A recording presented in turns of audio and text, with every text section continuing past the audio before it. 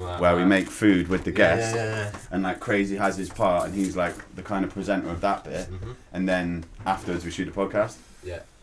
So. Can I put the mic down low like that? Yeah, it should be fine. Yeah. If you put the mic down low like that, then you can tilt it back up, I think. Well, just so I can see you properly, I don't really like that mic. Like that? That should be right, is that right? Is it a directional mic? No, it's just a Omni, isn't it? How's Mary? He's good, man. Yeah, the kids are like fucking growing up. They're getting married? Yeah. About time. So joke though, do you know how that happened? Like it was he didn't put the question or nothing like that. Like I think his mum and dad were like, so do you want to get married? Yeah. Like we'll pay for your wedding. He was like, well, if you pay for a holiday, we'd rather go on holiday. And they're like, all right, well, we'll pay for... You got to get married first and then we'll pay for the honeymoon. Yeah, so they're paying for them to go to Jamaica. Like. Jamaica? With the kids? Yeah. Love it. It's so funny, man. I was like, you're never going to get married. And then she's got like this fucking rock of a diamond on this engagement ring. It's fucking hilarious, man. Those two are so funny. Like, she's like my mum, do you know what I mean? Yeah. She's like always been my surrogate. Like there was times back in the day when I was like on a wild one or whatever, and I'd turn up at fucking 3 in the morning, all bloodied up, and after being up all night at night because I needed somewhere to sleep, and just fucking fell up on the sofa for 2 hours. Yeah, it's funny, man. It changed a bit, like when they had Lily or whatever, and that's obviously understandable. And then they moved, and then it's never been like. Obviously, everything changes, you know what I'm saying? But it was crazy at one point. I pretty much lived there. Yeah. You know what I mean? It was like the spot. When they were in their old flat. Yeah. Yeah. When we recorded all that shit, when Split Profits first started, me and Up Front were like in that little lab, just living there pretty much. Yeah. Yeah, just straight down the stairs, straight in front of you. Just when you come back, put the towel at the bottom of the door. Yeah. I've been listening to that fucking Kanye song today, man. Which one? Run away, run away from. It's a sick tune. Dun, dun. Do you know the best performance of that, bro? Well, there's a whole band when he did it at Glastonbury. The whole band, he hides them in the back in the smoke, goes right in front of a big, like everyone in the band is the skilled musicians in it, and he just goes bang, bang on the MPD with one piano note, and then the smoke lifts and they all start playing. Like, fucking. He is, mate. Like he is a genius. Yeah. I mean, he's fucked in his head. He's funny as fuck. He got The Weeknd to sing on a track, and then thought to himself, "All right, The Weeknd's arguably one of the best voices in the world right now. This is the track I'm going to sing on as well." And it's horrible, like. Yeah, he's like, You see, The Weeknd's done a film where like Adam Sandler stars in it. Yeah, plays himself. Yeah. I haven't seen it, but I watched that. Uncut Jewels. Uncut Gems, yeah. Brother, I watched that the other night. Did you think it was brilliant? I loved it. I found it. Me and Dom just had this conversation, literally, and I found it. Dom thought it was really good as well. I was just watching. I thought it was a bit hectic. You know, when you're watching it, it was a bit like fucking hell. I didn't get it. That's what I liked about it. I've never seen Adam Sandler like. Yeah, no, it was good, but it was kind of like this guy's his life's nuts. Like, it was just something about like the way it was written. I don't know whether I was just like in a weird mood or something, because everyone I've spoken about is like, nah, it's sick. I'm just like, was it? I didn't really enjoy it. I switched it off for the end, but I fast forwarded just to see what happened at the end. Popped in his head. Oh, sorry. No. Seen it yet? Nothing up at the end. Nothing at the end, Barney. I remember that. I probably forget. Run away from me, baby. Right, ready. So we did it before where we just roll. So we'll start. We've been rolling. Wicked. Yeah. So it's just like we just, rather than it being like. Yeah. Make sure everything's fucking. Caught all of that Kanye impression you just did. Kanye impression? Did I miss the Kanye? Run away from the baby. That's gonna be too windy, that side, isn't it? Yeah. Fuck it. Okay. We'll try and create some sort of draft. So how was the trip down, man? Was it alright? It was alright, but I was hanging a little bit, so it was long. And there was a bus replacement service to Bexhill, so it was long. Yeah, it took me a while, but got my head back in again. Yeah. Not too bad. I usually drive in it to Bristol. I was going to say, like, how come you're not driving? You just felt like having a wavy one? My car's off the road. Need a gearbox. Ah, shit. My Audi. I borrowed another car, but I didn't want to do a long run in it, man. What is it, your mate's car? I've got my mate's car at the moment. Little Nissan, fucking Qashqai, little school run pickup car. Mum's car. Yeah, mum's car. Yeah. But it's alright. It's a car, innit? I've been walking loads. Like I've done like 8 kilometers a day doing school runs and shit. Fair play. So it's good. It's invigorating me, but I've gone the opposite way, man. I'm fucking driving everywhere. Yeah, it's like a 17-year-old. Do you know what I mean? I've like hit that age where I'm like, well, not the age, but I've got a car for the first time. I'm like, yeah, do you want a lift? Like, yeah, I've got a car. Yeah, and then like I've got to the stage now where I'm like, nah, I'm cool. So you're driving split profits to all the shows right now? We haven't done any. Haven't you? No, we've been fucking super quiet. Like everyone's doing their own. Like that kid's obviously doing his thing with High Focus at the moment. Right. Up front is always constantly making shit and dropping stuff. He's just dropped a couple of projects. But yeah, it's all been. How was Jam Baxter the other night? Did you go to that? I didn't go, man. I've been I've been super hermit. Right. Yeah, I mean it is what it is. The Bristol one looked good. Did you go? Nah, I didn't go, man. Same. It looked fucking sick. It looked sick. But I did the Brighton one. Yeah. It was sick. And I love Baxter. Yeah. Out of all the new MCs, Baxter's my favourite. He's a fucking insane lyricist. He's just a G. Yeah, he's a G. He's insane just lyricist. Humble dude and very clever. Yeah. Yeah, I heard something like years ago with Baxter that he'd, like the way he writes, and I might be completely wrong on this, it might get pulled up, but the way he'd write it, and then he'd go back and rewrite the verse, but like, okay, how can I say this better? Right. Do you know what I mean? How can I make that makes sense when you hear his lyrics. Lyrically, he's a don. Yeah. It's crazy, man. Yeah. So for you then, like I suppose, for the people like tuning in or whatever, Daddy Skitz, the legendary the godfather, yeah. So you must have seen a lot of people come. You've been part of a lot of people becoming like I've big seen artists. A lot of egos rise and a lot of egos fall. That way. And the one thing I've fucking worked out is that be humble, man. Be humble. Of course. I think that's why me and Rodney survived so long, because we fucking end up at the after party with the kids. Yeah, you know yeah. what I mean? We Every just hang time, out and we have a laugh, and we love the shit. Like, you know, if I'm not making money from it and I become a shelf stacker in Tesco's, I'm still gonna be doing it. Yeah, it's what I love. Yeah, I'm married to hip hop. Hip hop's my wife. Yeah, we go through ups and downs, but like I'm always gonna be there. It is what it is. Yeah, and I suppose like once you've created like a backlog of music and you've been doing it for so long, like even for say for me, from my personal experience, I've been doing it like I don't know, since I was 15, like whatever. But like that amount of work you put into something to suddenly turn around, I don't get people who are like, yeah, I'm not. Even if like, okay, you don't when make people suddenly say, for I'm not doing it anymore. Yeah. I'm like, how can you say that? Hip hop's in your bloodstream. Yeah. Like Milo's the king of that. I love it. Because Milo's like, I'm quitting. That's it. I'm fucking quitting. I'm never making music again. Milo Stone. Oh, okay. You know Milo. You would, yeah. But he'll be like, nah, I'm quitting. I thought you were talking about DJ Milo. Nah. DJ Milo is one of my big influences, man. Yeah, from Bristol. From Bristol. Yeah. He's out in New York now, isn't he? But when I was in Devon and I used to come up to Bristol, stay at Di's house. Yeah. And we'd go out and I used to go Campbell and check. Street. I used to go and check Campbell Street. Yeah. Becky, that was. But and I was too young, man. But I know about them. Yeah. But I used to go and check Milo, Wild Bunch. Yeah. Underneath Temple Meads, fucking station. Yeah. Some of those shows, man, were amazing. That kind of, and Smith and Mighty as well. Yeah. Rob Smith was my like. I based my career on like listening to Smith and Mighty. He's another one that's pursued, my man, isn't personal it? pride and joy from my record collection is my Smith and Mighty collection. Yeah. Like everything that they did, like. And I used to come up to Bristol because I was a little Devon kid. I was like the only kid walking down Barnstable High Street with a Kangol. Do you know what I mean? Yeah. Like walking with a punk rocker and a skinhead. It was a hip hop kid in the middle of nowhere, man. But Bristol was where I got all my vibes. Yeah. Coming up here, going Moon Club, going Tropics Club, going Thekla, going to check people like Milo, Mushroom, all that lot. So what kind of year was that then? It's early 80s, isn't it? Ooh, 85, 86? Yeah, 85, 86. I used to stay at Di's house. We'd go run out. The first big bit of graffiti I did was in Bedminster Park. In D Lane? Yeah. What, in like the 90s? We did a big Fiends of Style piece, man. Was it Tottenham Park? I don't know. Nah, it must be Bedminster. I don't know, it might be Tottenham. No, it won't be Tottenham. Victoria Park. Oh, in Victoria Park. Yeah, Victoria Park. That's Bedminster and Tottenham, isn't it? Yeah, that's like where I was born. I was born like round the corner in the house from that park. And Crust used to have a squat, and they used to have a half pipe in their fucking squat, and they used to have big squat parties at the bottom of Tottenham. What? It was mad. That was. I mean, we managed to. You were probably in Pampers, bro. Probably, yeah. Sucking a nipple, like. But yeah, Bristol honed me, man. Bristol was where I got my vibes, and Bristol was where I learnt about music, and Bristol was where I used to come up and hang out with graph artists, hang out with the breakers.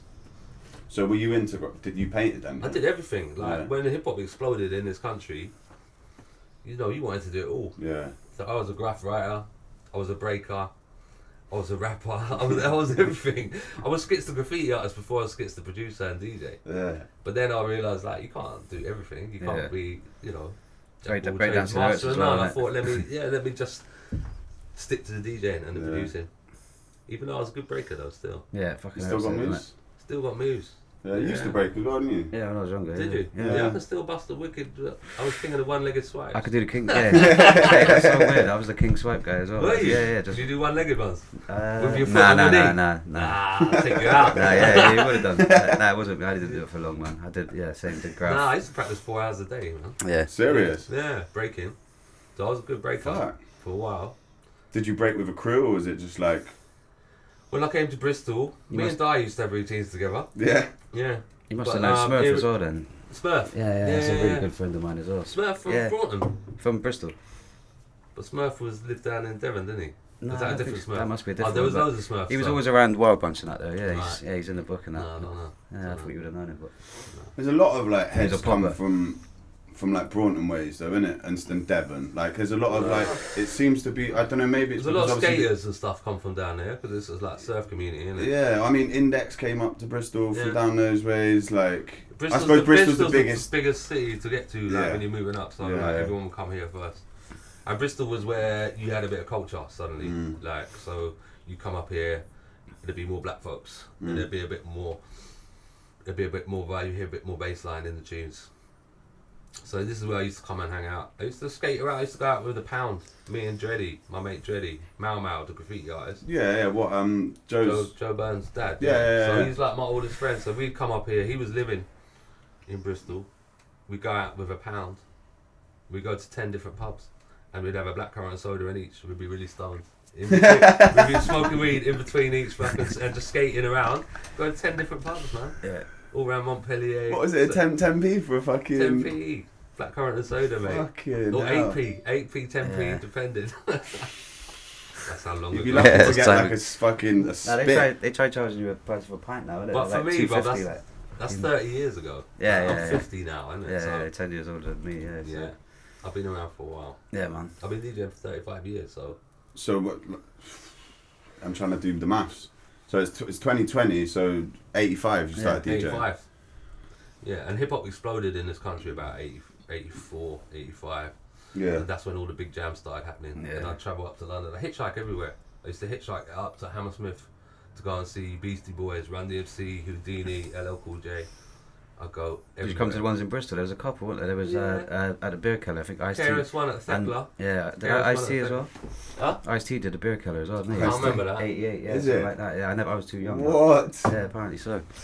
Yeah. Fuck, I man. came to a lot of shows in Bristol, but they were mostly Wild Bunch or people playing Too Bad. Dom Too Bad. Do you remember Too Bad? Too bad, no. They were a DJ crew. They were bad. But No, it's been, I mean, like for me, it's interesting because like when we kind of came into it, there was like a lull. yeah. You know what I mean? In Bristol and kind of around the country, there's obviously grime and kind of dubstep was like blowing up and UK artists were trying to go on that flex even if they were hip hop heads and shit, and it was all a bit like, See, that but seems so like much only of a the few stuff- years ago for me, man. That's recent. yeah, but it's just mad to see how like in my head, because the only things that I was really exposed to, I only had a computer when I was like 12 or whatever, like, and I started getting exposed to things that were on YouTube or on fucking LimeWire. Like, So like really, mine, yeah, I wasn't really exposed because I didn't know, like, so all the history that came before, do you know what I mean? Like in 85, I wasn't even, it was like 5 years before I was born, but there's so much shit that was going on that I almost feel a bit ignorant sometimes when I turn So around you and were I'm born like, in 90? yeah. Right, I remember feeling old when Estelle came out with 1980. I was born in 1969, man. Yeah. I was born the week they landed on the moon. Is it? That's in the mad, isn't it? 60s, yeah. I'm 79, man. That's crazy as well, isn't it? You're 79. You're Yeah, both yeah. doing good, man. I'm scared to think what I'm gonna look like when I hit You 50, know what? bro. Keep carrying on the way you are, mate. You'll be Jesus fine. Christ, You'll be man. I have fine. no teeth left and fucking. I didn't even think I'd make it this far, man, so. Yeah. Staying happy, man. Happy makes healthy. Happy makes healthy. Yeah, definitely. Definitely. So if you started DJing in '85. When was it that you like first started producing and actually putting stuff out? I started doing pause button mixtapes.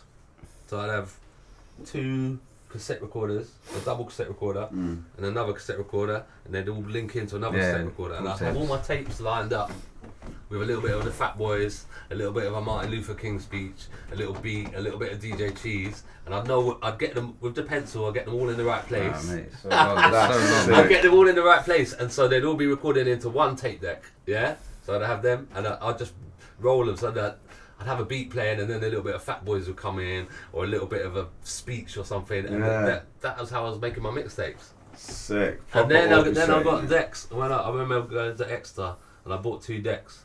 They didn't even have bottoms. You had to build your own, like, wooden base for the decks. Like £25 each. They were. And I remember getting them back, and they were like, you know, they weren't like Technics. You kind of went like they were belt drives. Belt drives. And my mixer didn't even have a fader, so I had a balance thing that would go left to right. So I'd be like that. So that's why I still to this day I DJ with my up and downs. I don't really need a fader. Like I don't DJ like most DJs. But yeah, that's how I started. And then I moved to Brighton when I was 18, and I was living with Dreddy, Joe Burns' dad. And we were just selling drugs while I was working in a record shop and skating and getting fucked to doing house parties. And I was DJing more, and I started working with a soul singer from Bristol, and I was working with this other producer. Made the first record I ever put out was a house track. No one knows that really. That's true. Is it? Can you get it? Yeah, I've got a copy. So they're still obviously out there. When was that then? It came out. That was like 92. Yeah. So it came out on an album called Warehouse Raves Volume 2. Sick. And it was a version of When Doves Cry by Prince, but we called it When Doves Cry. So he made the beat pretty much, and I would help him with the bass line, and then I'd add loads of little ragga samples or little bits of cuts over the top. And that was my first tune. And then I started making hip hop. I was working with this soul singer from Brixton. We were on Dance Energy with Normski. No, you're on that program. I loved that program when I was a kid, man. Dance Energy. Churro was on there as well. We spoke about with Churro. Churro on it. Yeah, he was on there as well. Graph? He did something that was an embarrassing story, but he didn't want to tell us. I can't remember what it was.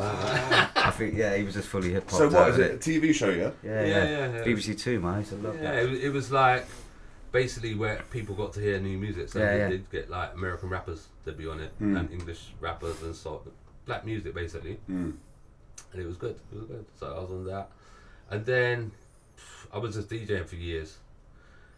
And then the first record I put out was the Roots Manuva one. I was living in White City. I moved up to London by then. I was living with these 2 girls, and one of them was going out with this rapper. She said, "Oh, you should do a tune with him," and I was making beats. So I said, "I'll bring him round," and it was Roots Manuva. So is that Fingerprints then? Is that the first one? No, that was Where My Mind Is At. Oh, right, So I linked him. We did that couple of tunes, put that first 12 out. Mad, man. And it just it kind of blew up. He was kind of blowing up anyway. It was about the time that Black Twang had their first tune out. Roots Manuva had his first tune out. He had Motion 5000, you know that tune? Yeah. So he had that tune out on... That was such a big part of me, like my childhood, bro. It's mad, like like Where My Mind Is At is like one of the tunes that like shouts to my mate Liam. He's like the reason I rap. Right. And his brother was in Sayfire, the Bristol crew. Yeah, man. And like that tune, like, and Countryman as well. Obviously we'll get onto that, but like that was a big part of like our youth. Yeah. Do you know what I mean? Like me and Paro, I remember sitting in Paro's mum's house before we really knew what UK hip hop was. Yeah. And he had the Countryman CD, and we're like playing it like you can't really put your finger on it. Is it like raggery, like, you know what I mean? It's got so many flavours on it, but it was just. I think it was just timing for me that I was just in a good position. I was going out in London everywhere. I was DJing at a few spots. I was meeting all these up and coming rappers. Like I was just meeting people, and I was never into like paying people to be on my tunes. I always wanted to hang out with them and kind of have a laugh and a joke with them. And until we kind of gelled, and then I get them in the studio, and that's how come I met Skinny and Estelle and Rodney P and everyone. Rodney P I met through a mutual friend that worked in the record shop. You gave him a number, right? Because Rodney P had walked in the record shop and I like that fucking tune with Roots Manuva. Who made that? Yeah. Like Skitz. And I had been into the same record shop and said, I'd love to work with Rodney P, because Rodney P was my hero. Yeah. When I was 17, from London, I'm older than Rodney P. I'm older than Rodney P, and this freaks me out because when I was 17, I was listening to him thinking, fucking hell, London Posse, the shit, man. How old was he when he was in London Posse then? 16, He 17? left school when he was Yeah, 15 or something to go on tour with Three Wise Men, I think, and Big Willie Dynamite. Fucking hell, man. Yeah. That's crazy. So yeah, I remember going to meet Rodney P for the first time and thinking I was shitting myself. Like I heard all these stories I'd seen, and I walked in his house. And I walked up the stairs and there's a girl in a bikini running from one room to the next, and he's in the front room doing weights. And I was like, "Fucking hell, this guy is exactly what I thought he was gonna be."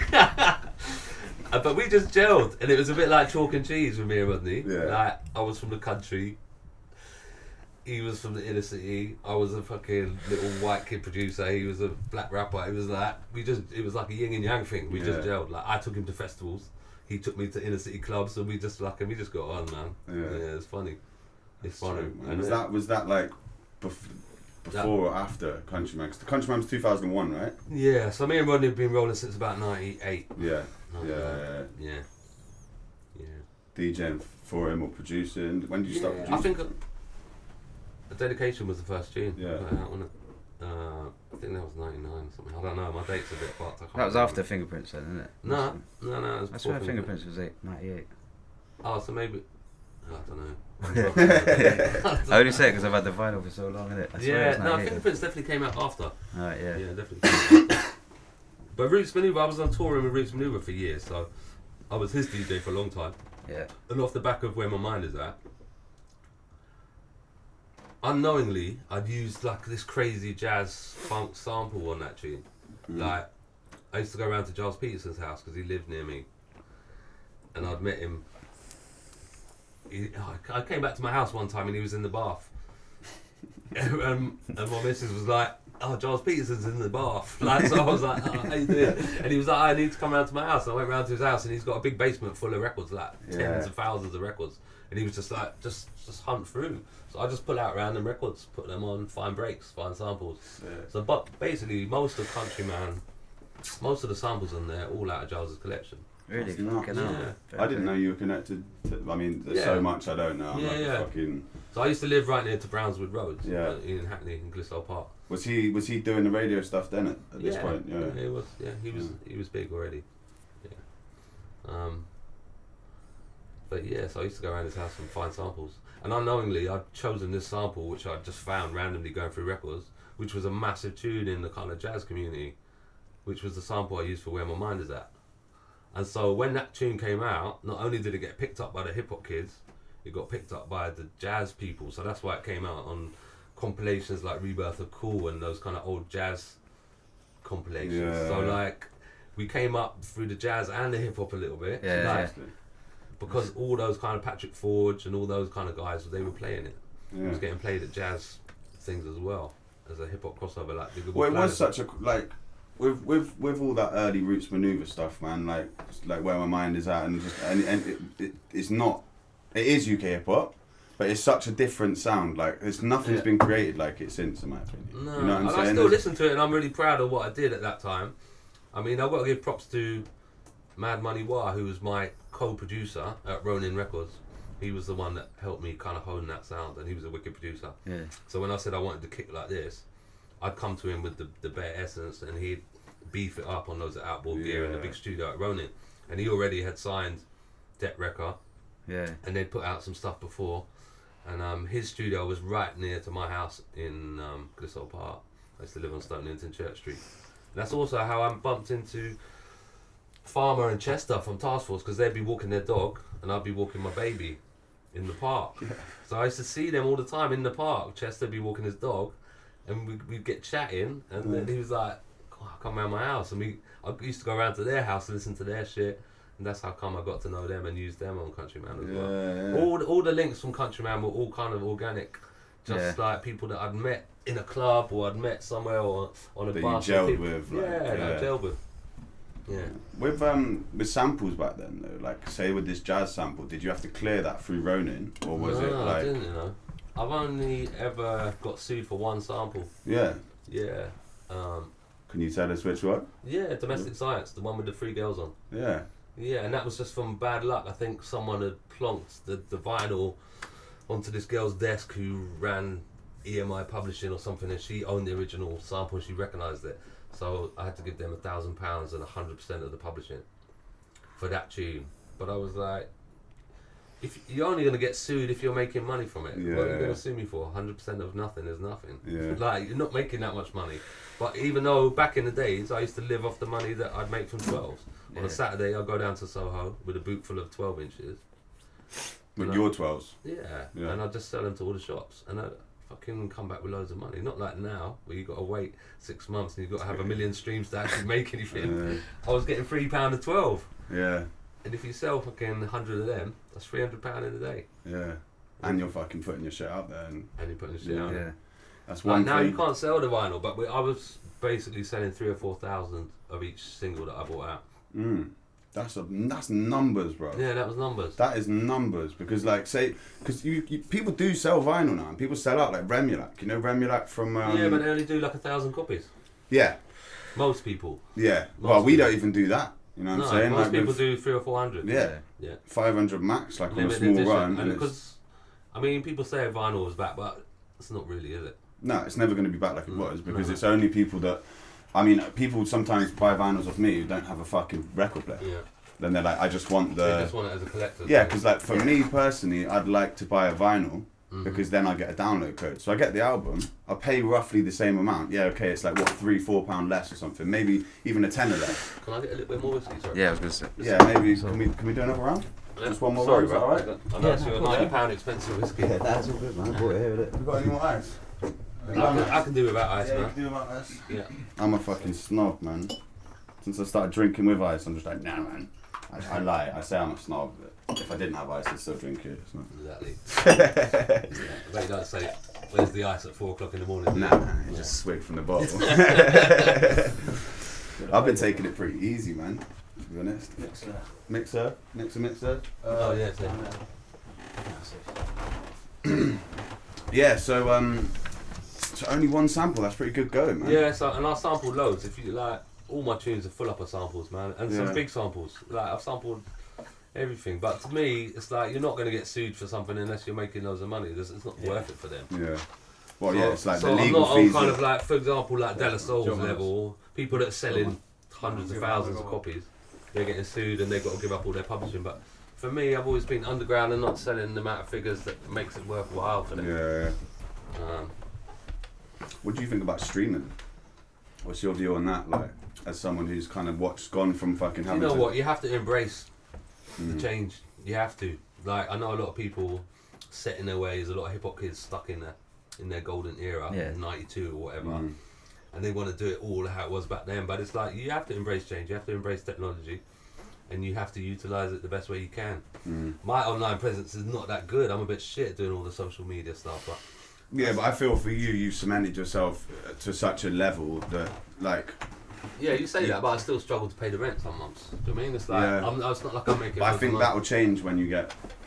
I don't know whether you talk about that yet, but do you know what I mean? Putting all your stuff up on Spotify, that'll probably change, in my opinion, because I like. I don't know because I've never made that much money from streaming. I see my PRS checks. Yeah. I see what I get. The last check I got was for like 28 quid or something. But if you get playlisted on Spotify, you get playlisted on Spotify, which someone like yourself you'll get playlisted on Spotify. 100%. It's fucking. It's interesting when you do the Spotify for artists and you look at the stats. Yeah, it's nuts. And you see what age range are listening to your tunes. Yeah, you can see when what cities, where they are, everything. Yeah. It's you know what city listens to loads of my shit? It's Santiago in Chile. Is it? It always comes up like 5th in the fucking list of cities. They are popping over there. My mate Blabbermouth has just been over in Chile. Like he's been doing tours there and shit. Yeah, he's rapped a whole verse in Chilean. Like, really? Yeah, he's from the Netherlands. He raps in English or whatever. But yeah, Chile's popping. It's crazy. But with the streaming, I think we were really like put off by it, and I think a couple of artists who had their stuff on it in the scene, they kind of put us off it. They're a bit like, yeah, you don't get fucking nothing from Spotify, because they hadn't really seen it. I think if you build it and you got the amount of followers, or if you get playlisted, because if like I know someone who got playlisted in a lo-fi playlist or whatever. The lo-fi playlist is. He was getting paid like a G a month. Your See, streams as well, playlisted, I don't even understand what you So mean. by playlisted, that. so, If you so get on, put- You get playlisted on what playlist? On the Spotify? On a big hip-hop one, playlist? Yeah. Or someone's So they'll- playlist. That's big, isn't yeah. it? And So if this playlist has Alright, got so like some big DJ puts you in their playlist. yeah, your or streams Spotify go does. up to what theirs are, basically. Yeah, but I've looked at your numbers. Your numbers are way up from what I'm getting. Rodney P gets a lot, but his stuff's on there, right? yeah, I don't know if his whole back catalogue is, No. and he's got a publishing company that maybe is doing it all for him. Yeah. I'm doing it. It's always been a cottage industry for me. I've always been a one-man army. I've always been doing everything myself. Yeah. Running the label, designing the logos, writing the press releases, making the beats, Yeah. and then cooking dinner and fucking taking the kids to school. Like, you know, Yeah. that's always been me. It's always been organic and fucking just simple. Yeah. Man, maybe we should have a manager. A manager would be helpful. I've been thinking about that as well.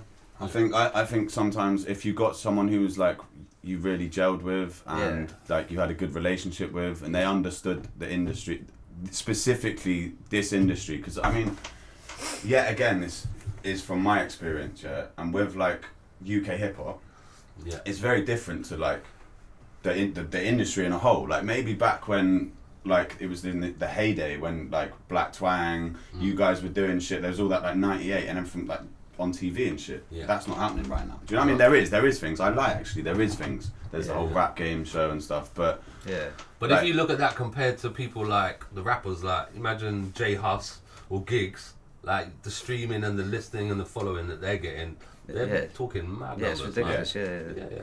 yeah, but they're like superstars. Like the world looks to the UK. Like Drake co-signing all the grime artists and shit. Do you know what I mean? Like the world is definitely looking to the UK, but with a manager who understands maybe that side of the industry, I still don't think they'd necessarily be that good for an artist in the UK hip hop scene because it's so small, man. Yeah, it is small. Like it's But if tiny. you Like look at High Focus as like a benchmark, they're doing numbers. They're Yeah. doing numbers, and they've got a massive following. yeah, it's incredible. Incredible. It's fucking incredible. And I like. And I know you lot are kind of jumped on the back of High Focus, really. 'cause- Well, at the beginning, Yeah. at the first boom bap, we were on 12,000 subscribers and they were on 20. yeah. Yeah, I mean the Close, gap was yeah. fucking. And now We were it's like, wide. yeah, it was always like high focus, split profits. Like, you know what I'm saying? Yeah. And then because we didn't have the business sense and we were all young, Yeah. and like we didn't have that fucking Yeah. like Flip flippers. Tricks' business acumen. It was that. that was his final Yeah. thing at uni, wasn't it? Was it? High No, Focus. no. Yeah. You know what I mean? And he's done such a fucking good job. And fuck anyone who's got hate for that movement, in my opinion. You know what I'm saying? Yeah. People can have like their whatever, but for what? Like. People always hate on label managers. Like, it's hard running a label. We've already talked about this in the car. Like, it's hard running a label. Artists always think they're getting hard done by, but they don't realise the production costs and what you put into the PR and what you're doing for them on a day-to-day basis. So, like, artists will always come and try, you know, the whole low life thing. With Task Force and, Can you shed any light on that? I'm just thinking Can what you I could shed say. any light on that? Because like that's something that I've always watched from afar, and like I've always been like I've heard this, and then I've heard this, and like All I've I know never is really I known was, the full story. I was good friends with Joey Brains, so like he's a good guy, and I don't think he went. I don't think he ripped anyone off. He paid everyone. Everyone got their due. I think people maybe thought that they were owed more than they were, because that's what people think. You know, sell 4,000 12 inches. You think, okay, I'm owed like the X amount, but actually, when you take into cost the production costs, the artwork, the PR, the press releases, everything, and all those costs get taken out, you're not going to get as much money as you think. Yeah. Well, you're gonna get for like a very small number, but But- that's and I why. think artists But will was just- this not like patterned out beforehand? Did the artist not kind of have? Was there I not don't think people contracts? or realise. anything, I or- don't think realise. They think, oh, I sold 4,000 12 inches at £3 each. There should be 12 grand there for me. Yeah. But actually, once you take out the cost, there's not. Yeah. And you know, I know for a fact Skinny got paid. Yeah. Whether he remembers or not, but I'm pretty sure he did. I'm pretty sure he did. Anyway. Yeah, that was always like a fucking because there hasn't really been many like internal beefs in the. I mean, not that I know of. You know what I'm saying? Not like public, Nah. like I UK think there's a hip lot hop of fucking beefs in it. Yeah. Can you imagine it now? Like it was. There's been a few beefs back, you know, back in the backstage areas. That's like, Yeah. It happens. But Yeah, I mean, there's on the behind whole, the I scenes think shit. the UK hip hop community is quite it's quite Strong now, isn't it? inclusive, Yeah, man, definitely, and yeah. everyone looks after each other and everyone helps each other. Mm. That's what I like about the scene now. Like Yeah. I rate like It's more like that this. now. Your generation of hip hop kids that's why I love you lot, because you were like, you kind of embrace everyone, you give respect to the forefathers, and the scene feels good and healthy and blossoming. Yeah. I agree with you 100%. It's definitely like that now. It's better now. Yeah. In all like, of those ways, definitely. Yeah. Because when we first came into the scene with Split Profits, it was like, I remember going to hip hop shows and shit when I was fake ID, like 14, 15 years old, yeah. And I remember seeing you and P at dojos. Oh, dojos. Dojos, yeah. When I was like 15 years old or some shit, just like. So, yeah, that night, some crazy shit happened that night. It was a sick show, fucking sick show, but the craziest shit happened. Still performing the same tracks, right? It's always a vibe, do you know what I'm saying? But that night, this is just completely off topic, but that night, I was at the bar, some guy, big fucking coke dealer or whatever, comes up next to me, fucked out of his head, like coked up or whatever, all digi and shit, and just like pays for a drink, but with an envelope, like a thick fucking envelope, turns round and dips. And I'm just like, boom, barman's hand straight on top of my hand. I'm like, he's like, I watched the whole thing. I was like, mate, what are you on about? It's mine, like, it's mine. He's like, it's not yours, but you've got free drinks for the rest of the night if you just let me have it. What was it? And instead, money? It must have been about $2,000, $3,000. No. Just fucking wad of cash in my hand. And as a 15-year-old. As a 15-year-old, I was just like, but I also knew, because I worked at 50/50 above Dojo. Did you work at 50/50? Yeah, I did my work, bruv. That's where I meet you at 50/50? Probably. Because I used to come in fifth. Danny used to sort me out clothes. Yeah. I would have met you there as a kid. I would have been like 11 Danny years old, used to 12 always years old. skate to my tube, Where My Mind Is At. Yeah. So Danny schooled me to a lot of your shit. Danny, I remember Danny DJing at skate comps. Yeah. And like when Danny came on, he was like, Skitz, you need to play Where My Mind Is At. Yeah. And that was the tune he came on At to. NAS and shit. Yeah.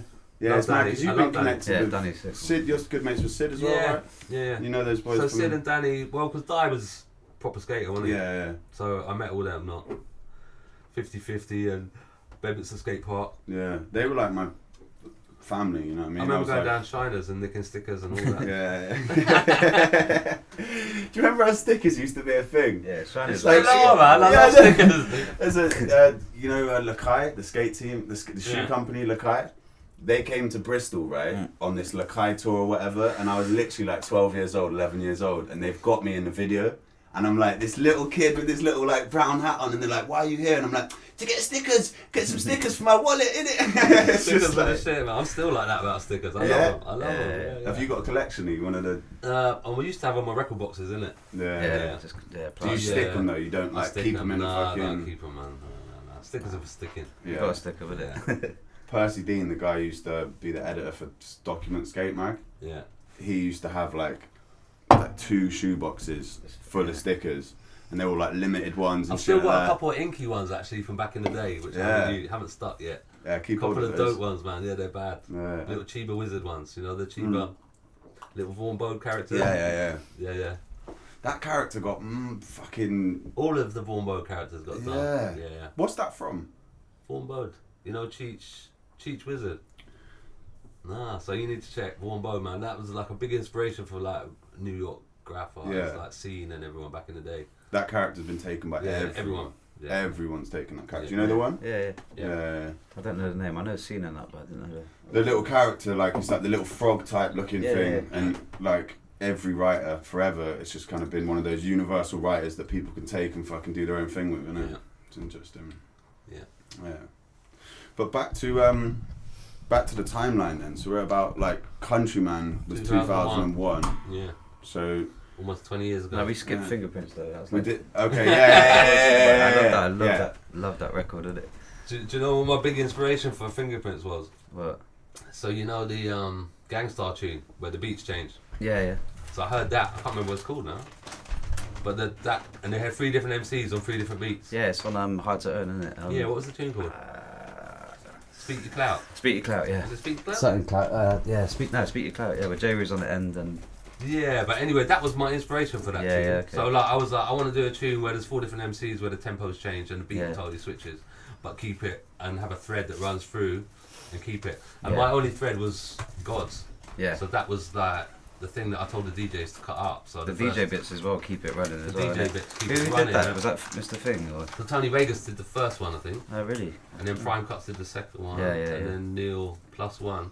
Plus It's one. the third one. So they were all scratch perverts. Yeah, he's and they were all Scottish, my isn't he? boys. So like, Yeah. I mean, when I lost my job at the BBC, they gave me a job as a driver. I was a driver for the Is scratch it? perverts for years. Yeah, Is it? that's a whole nother. Yeah. That's true. But yeah, they were all my boys. Tony Yeah. Vegas, I always used to meet in the record shop. Anyway, Yeah. hanging out at Sound Source in Covent Garden. But when I first met Tony Vegas, he was working as a solicitor's clerk, and he was he said to me, "I'm going to be the next George Benson," because he was fucking amazing on the jazz guitar. Really? Fucking hell. Yeah, he's fucking amazing jazz guitarist. You And kinda then, see and that then in his one day we turntables. were in the shop and we were playing some fucking DMC scratch routine. He was like, "I can do that." And Yeah. we were like, "No, you can't." And he got behind the decks and he did it. And he was fucking. He'd been practicing. Tony Vegas is one of them talented And dudes. just Yeah, said yeah, nothing. yeah. Whatever he puts his mind to, Yeah. he gets really good at. Yeah, Yeah. And he said, "I'm going to turntablism be is like the that. fucking world champion." Yeah, and yeah. I love the story about when he went to New York to battle for the world championship, and all the Americans were like, "Who's this little pussy English dude?" And he was there in his cut-off denim jeans and his bucket hat and his Birkenstock sandals and a Fred Perry t-shirt. and all the Americans came up, did their routines, Yeah. and then he just fucking got up, all bejaggled, fucking got on decks and just tore them. He's like a fucking jazz up. musician on it, the way he does it, because he's Yeah. all up faders and Yeah. just. Yeah. Tony Vegas is a genius, man. Yeah, He's one of those wayward geniuses, man. He really is. Got to give props to Tony. Yeah. I love him. So yeah, we used to hang out in Sound Source, and that's how Fingerprints came together from listening to that Gangstar tune. Yeah. And I Yeah, I can just see. I thought- can see it now. Now you say it. Yeah. No. I mean, still my favourite. I think the first verse, the Roots Manuva one, Yeah. is still my favourite beat I've ever made Yeah. out of everything. That's It's the your first one I favourite owned. out of That's my everything you've ever favourite made, beat yeah. I've It's ever the first made. record I owned. that was Just you, for the definitely. bass line Yeah, and the I had a little piano sample from like Mendelssohn or some classical thing, and it just all worked together with. And I had another little sample from a relaxation tape, which was some kind of harp or something, and it all just came together and just fitted. And I was just like, yeah, and that kind of started it off. Yes. And then I had For Life Cypher obviously on there. Yeah, they were- yeah. Yeah. So they, And Skeleton I as met well. them through a mutual friend, and went up to see them in Marsh Farm in Luton. And they were cool. And Life came, we had to do a photo shoot in King's Cross, and Life came down. Life was a nutter. I really liked him, but he was a nutter. He came down to King's Cross. He had a tomahawk in his bag because he was coming to London. They had a proper fucking axe. And I was like, Just in "Rob, you don't case." need to carry that."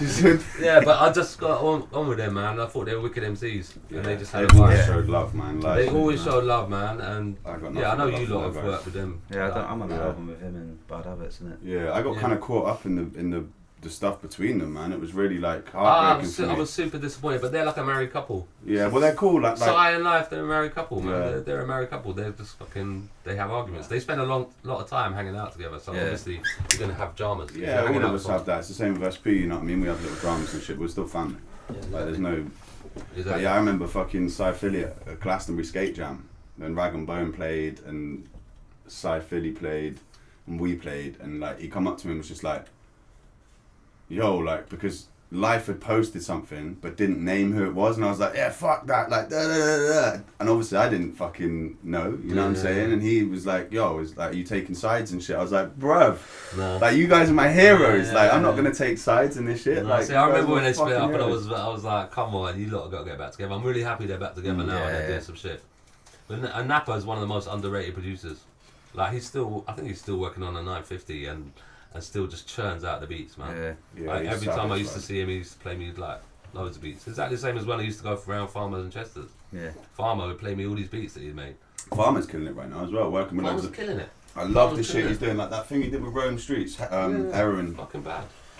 But I used to go around Farmer's Heroin house farms. and he'd play me these beats that I thought were fucking amazing. I'll go back next week. What happened to that Fuck the Government tune you played me last week? And he was like, "Oh, fucking my hard drive died." Or he lost it, and I was like, "No, that was the baddest tune I've ever heard." I still to this day I remember it in my head. I can still hear it. Yeah, I can it's still just hear gone. it, and it's like, yeah. But Farmer and Chester, the most prolific, the most talented, and the most lovely. I love both of them. Yeah. I got mad love for both of them.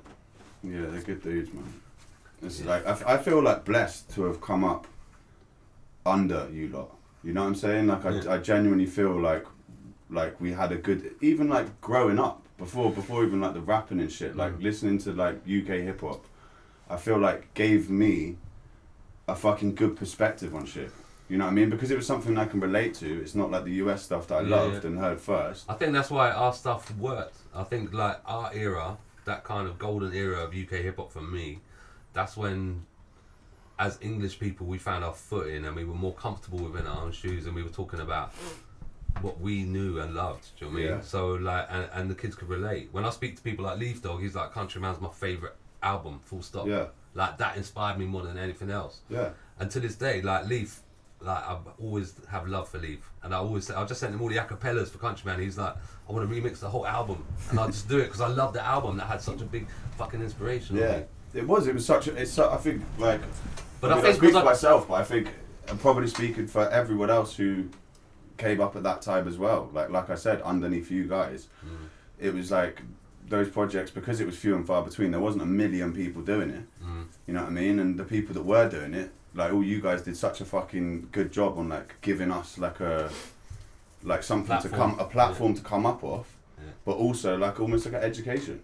You know what I mean? Like, I feel like I didn't get much from school. I think I got more from Countryman and fucking one of the £10 biggest bag things and shit. for me was calling it Countryman, because like I remember saying to my missus at the time, like, I want to call my album Countryman, and she was like, don't call it Countryman. Like, hip hop's an inner city urban thing. Like, you can't call it Countryman. But I was like, I need to be true to myself, and like, I'm a little cunt. I grew up. My nearest shop was 3 miles away. Like, I grew up in the middle of nowhere, like in the middle of Exmoor. So, like, I needed it to be true to me, and that's one of the best decisions I ever made. Because to this day, I have people coming up to me going, you know, thanks for representing people outside of the inner cities. And that's why all the kids in the country got into my album and heard it and could relate to it, because it was made from someone outside of the city. So, and also being true to yourself is something that's also being true to yourself is the most important thing. If you stick to your guns, like people, like that's like I one of the reasons I love Syntax. That's one of the reasons I love Syntax. You know what I'm saying? Because like, he's so like himself. He's never changed. He's a geography teacher. He's never changed. Raps. Yeah, he's but I love Syntax, man. I love him as well. Yeah, and he's just like, he's never like diverted from who he is. You have to be. That's why I like Ono Capono. He's just himself. Yeah. Like, you have to be yourself, and they're the people that are going to get through. They're the people that are comfortable within their own skin and comfortable enough to rap about what they know and what relates to them. You know, hip hop means a lot of different things to a lot of different people. Hip hop might mean fucking carrot juice and cheese flan to someone. To someone else, it's fucking Big Punisher and Latino illness. It doesn't matter. Whatever it means to you, is what it means to you. Yeah. I mean, people get caught up in it in hip hop as well. That's another funny thing, because I agree with that wholeheartedly. You know what I mean? Like, that is the same thing for me. You know what I mean? Stay true to yourself. It doesn't matter what it is. Yeah. So long as you like have respect for the people that came before. Yeah. And you understand it, then do whatever. Like, and even if you don't know it, you know what I mean, you don't know what came before, but you still pay respect to it. Like, when you find out, you're not dismissive of it. Like, oh, fuck it, whatever. I'm doing my own thing now. It's like, yeah, cool, you're doing your own thing, but that you're doing it because of. But that's also A, what B, keeps C, the D, and F. scene moving forward as well. Like, people that are just being themselves. Yeah. Yeah. That's why I rate someone like Loyal Kana. Like, I rate him because he's just doing him. Yeah. That's why I love Roots Manuva, because he stood alone. He had diction like no one else out there. He sounded like no one else, and his production style was like no one else. Yeah. I learned more looking over his shoulder than I did from anyone. Like, and he'd make a beat in 10 minutes, and I'd be like, "What the fuck did you make that? That sounds fucking amazing." I'd spend a whole day trying to make a beat like him. For me, he was a massive influence. Yeah, he's a fucking big influence, man. Yeah, definitely. Yeah, it was sad for me to see all the things happen with him, man. It's gutting, because it was just like, I just want to see more music. No, it's sad. He's been through it, man. He's been through the mill, and I know him more than most people, and he's had his dramas. But at the end of the day, I've got love for Roots. Yeah, I've got love for him. But he's a troubled soul. He's also a wayward genius. He's the Van Gogh of UK rap. Yeah, you know, you'll cut off his ear. Like, he's crazy, but he's fucking super talented. Yeah. And I've got love for him. Yeah. And I've spent enough time with him. I've shared a hotel room with him for a week. You know, and after 2 days the conversation might run out. Yeah. And he'll be staring at the ceiling and I'll be like, well, I'm going for a wander. Like, you know, I've taken him to the top of a mountain, snowboarding, I've done like crazy shit with him. I've performed in a skateboard shop in Reykjavik to like nobody. While mums are buying tracksuits for their kids. Like, I've done crazy shows with him. What's the craziest show you've ever done? Is it like a big show, or would... do you know what? People always ask me this question. I've done so many. It's quite a generic question, but it's interesting. I've just different shows memorable for different things. Like, me and Rodney P did a show in Kampala in Uganda last year. And Kampala's a crazy place, man. Yeah. There's like 4 times as many people live in Kampala as in London, but in a quarter of the size. So it's very compact. And so the night of our gig, there was a traffic accident downtown. There's no traffic lights in Kampala, middle of Africa. So it's gridlocked, the whole of the city centre, and the promoter's ringing us, like, you've got half an hour to get to the gig, we don't know how to get you there because of the gridlock downtown. We're going to bribe an ambulance. So what they did is they paid off this ambulance driver. He'll be with you in 10 minutes. So me and Rodney are sitting at this hotel. Fucking, we hear this ambulance come in. The ambulance pulls up. He's like strapping, and we like shoot through the traffic up on the fucking pavements. Fucking hell. And he gets us to the gig on time. But I've had loads of mad gigs. My favourite gigs are always the little ones. Yeah, my favourite gigs are always the little sweaty basement, condensation dripping, ribcage shaking. Those are the gigs. 200 people. Yeah. You know, I've played to 40,000 people. I've supported Kanye. I've supported Jay-Z. Those shows are rubbish. No one knows who you are. They're all waiting for the main act.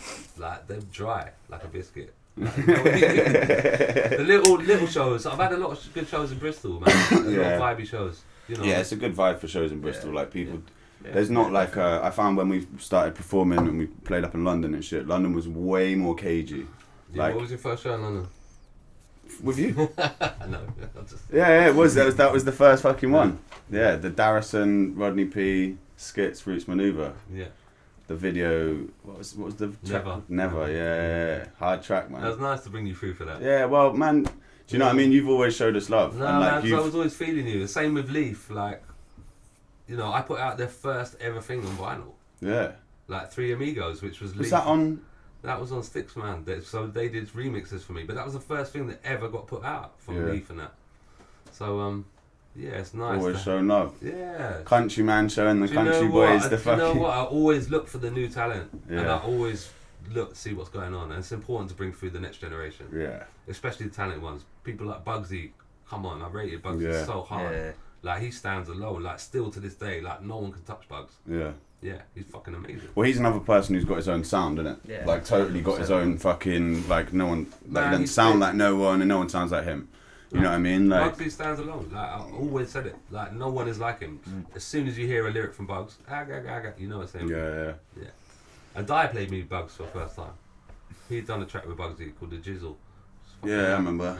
But even Surplus as well. Like, I rated Surplus really hard. Yeah, you rated him early, innit? I remember he's a good friend of mine, man. Fucking for a long time. But I remember you guys still in a coma. Yeah, I don't want to talk about it on here really, but but yeah, I remember you and Rodney was supporting him. Do you remember Pilo? Pilo. Stone produced tracks with Pilo and Surplus, man. Fucking amazing tracks, man. Yeah. Plus was always like my top Bristol rapper. Yeah, he's. Do you know what I mean? There's no one really like. 100%. Yeah, just everything about Plus's shit was fucking sick. He was futuristic, man. He was ahead of the game as well. Yeah, I wish you know what I mean? I'd love to hear a whole album.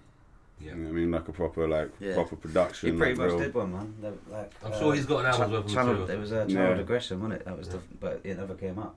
Channeled Aggression? Yeah, I got most of it. Have you? Yeah. I'd like to hear that, man. Yeah. But it never came up. Right. Just one of them, innit? But, yeah.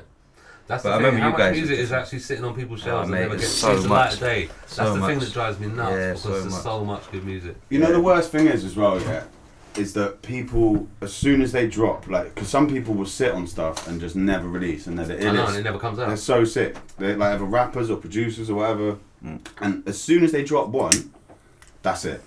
Yeah. It will just start snowballing. I remember being sat on stuff and being every like, producer is sitting on tracks that are never coming out. Yeah. Sitting on tracks. Every producer has got tracks on the shelf. I've got 2 Roots Manuva tracks that have never come out from that era. Like, still. Yeah, man, I need to hear that. But I don't know whether that's like teasing. I don't know whether I can release them. I'm not sure. I don't know how I stand, but maybe I'll put them out as a free download. I don't know. Yeah. Just to get them out there, because it seems a waste if they don't come out. Yeah. Yeah, it'd be nice to, man. Maybe at like the anniversary or something. Yeah, but it's 20-year anniversary next year. Yeah, so maybe 20-year anniversary, innit? But at the end of this month, everything's going to be available on Spotify, so at least Countryman, you'll be able to get it. Out there. Out now. Yeah, it will be 28th, yeah? Yeah, 28th. On Spotify. Yeah. I think that would be a good look, man. Like, I think it would be a good look. I'm 10 years too late, aren't I?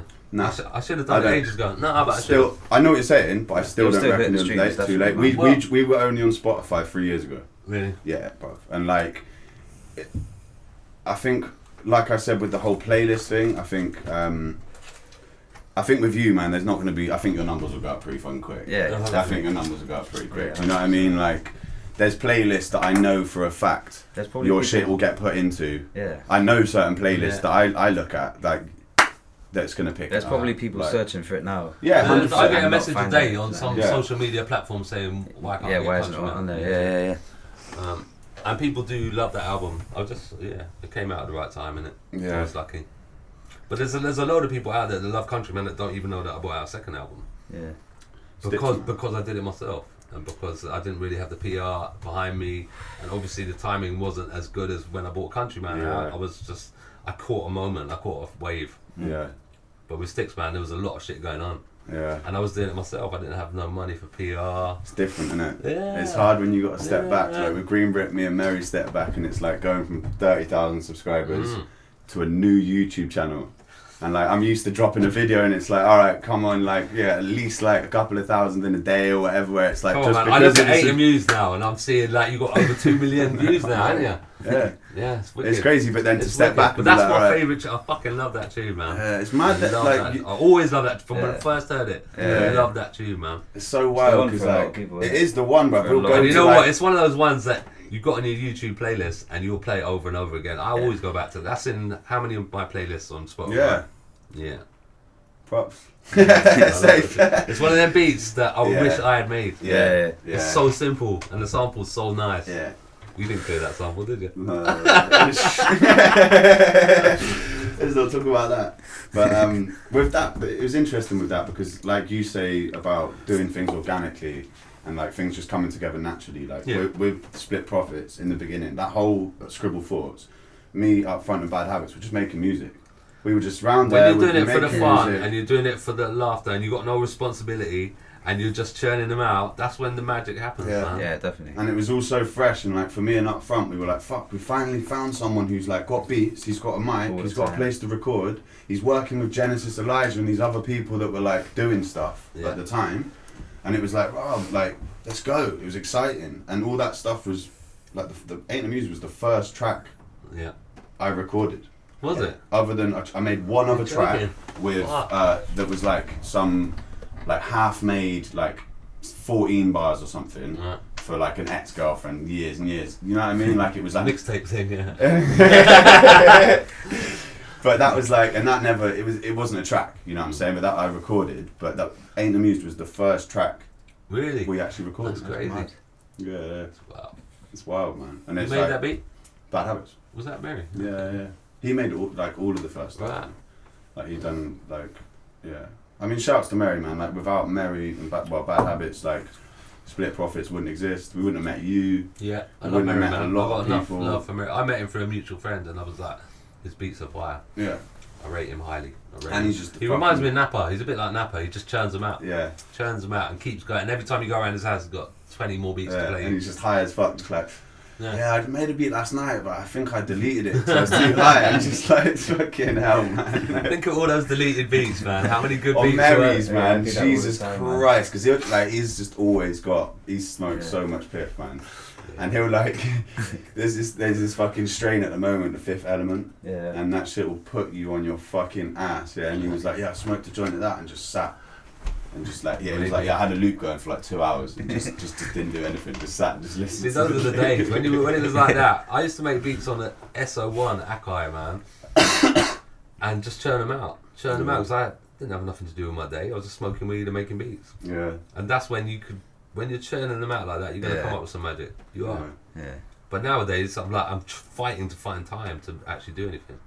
Do you find that like puts you in a better headspace to make music, or do you think you build it up? I make good music when I'm kind of emotional. So yeah. When I'm angry, I make good beats. Yeah. Same. When I'm hungry, I make good beats. Yeah. Yeah.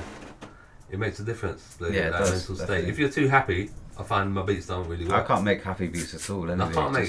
So you're a hip hop producer. You can't make happy beats. Anything even in a major key. Sometimes I'm just like, I can't do it, man. No. I didn't even understand that until someone said. So I got interviewed once, and they was like, "Why do you always make beats in a minor chord?" I was like, "I didn't know I did." Yeah, it always is though, isn't it?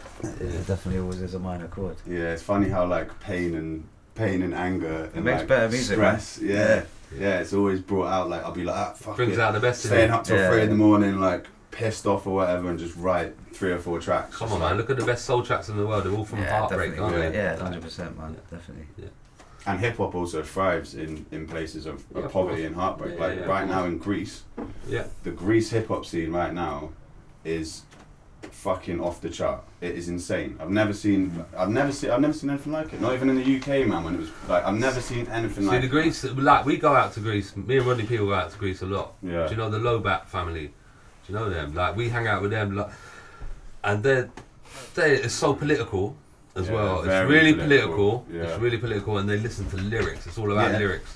I remember when they booked Dead Prez out there to play.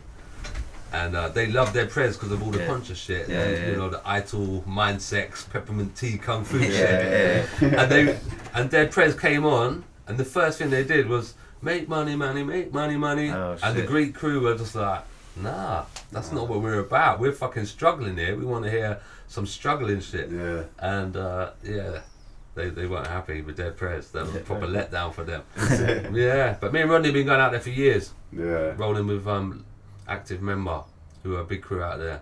Yeah, I've never been out there, man. And it's fucking amazing. It's like now, there's some like of the best gigs I've done have been out there actually. Yeah. We did a big amphitheatre, like up in the hills. We've done some amazing gigs out there, man.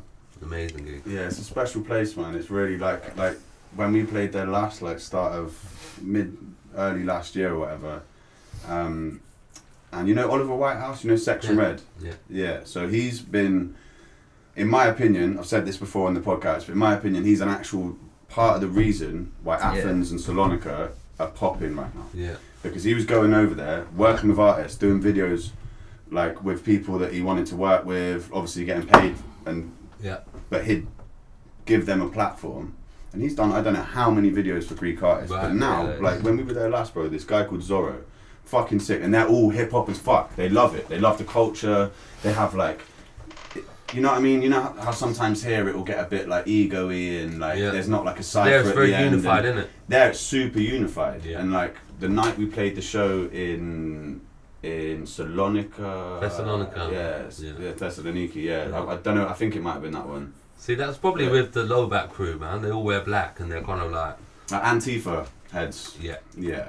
I mean, so the guy that we go out with, he runs a community. He pretty much runs a block in the docks down in Thessalonica, and he's got like a bookshop, a studio, a coffee shop, and a record shop. And he like everyone comes to him, and he's like a teacher, man. He goes into schools and he goes into prisons and he teaches and he philosophizes and he writes books. But he's also the biggest independent rapper. He was the first person to get an independent record deal out there. He's like that Africa Mobata of Greek hip hop. He's fucking crazy. He's an amazing producer. And Rodney P had done tracks with him. I took the Extremists out there. I took loads of rappers out there to Greece, man. I love it. Crazy, Greek scene's good. Greek scene's really good. Yeah, like the dude, this guy Zorro, in the night of the show, he dropped a video in the morning. Yeah. And by the end of the day, it was on like 155,000. Wow. And it's like it's all just going crazy. Like the scene is just going. Yeah. They all just back it, isn't it? It's the first tune. Yeah. The first tune, the only tune I've ever vocaled has been a Greek hip hop. Greek hip hop tune. You vocaled it? I vocaled it. Is it? Because this guy, the active member, Foxmore, BD Foxmore, he's a don.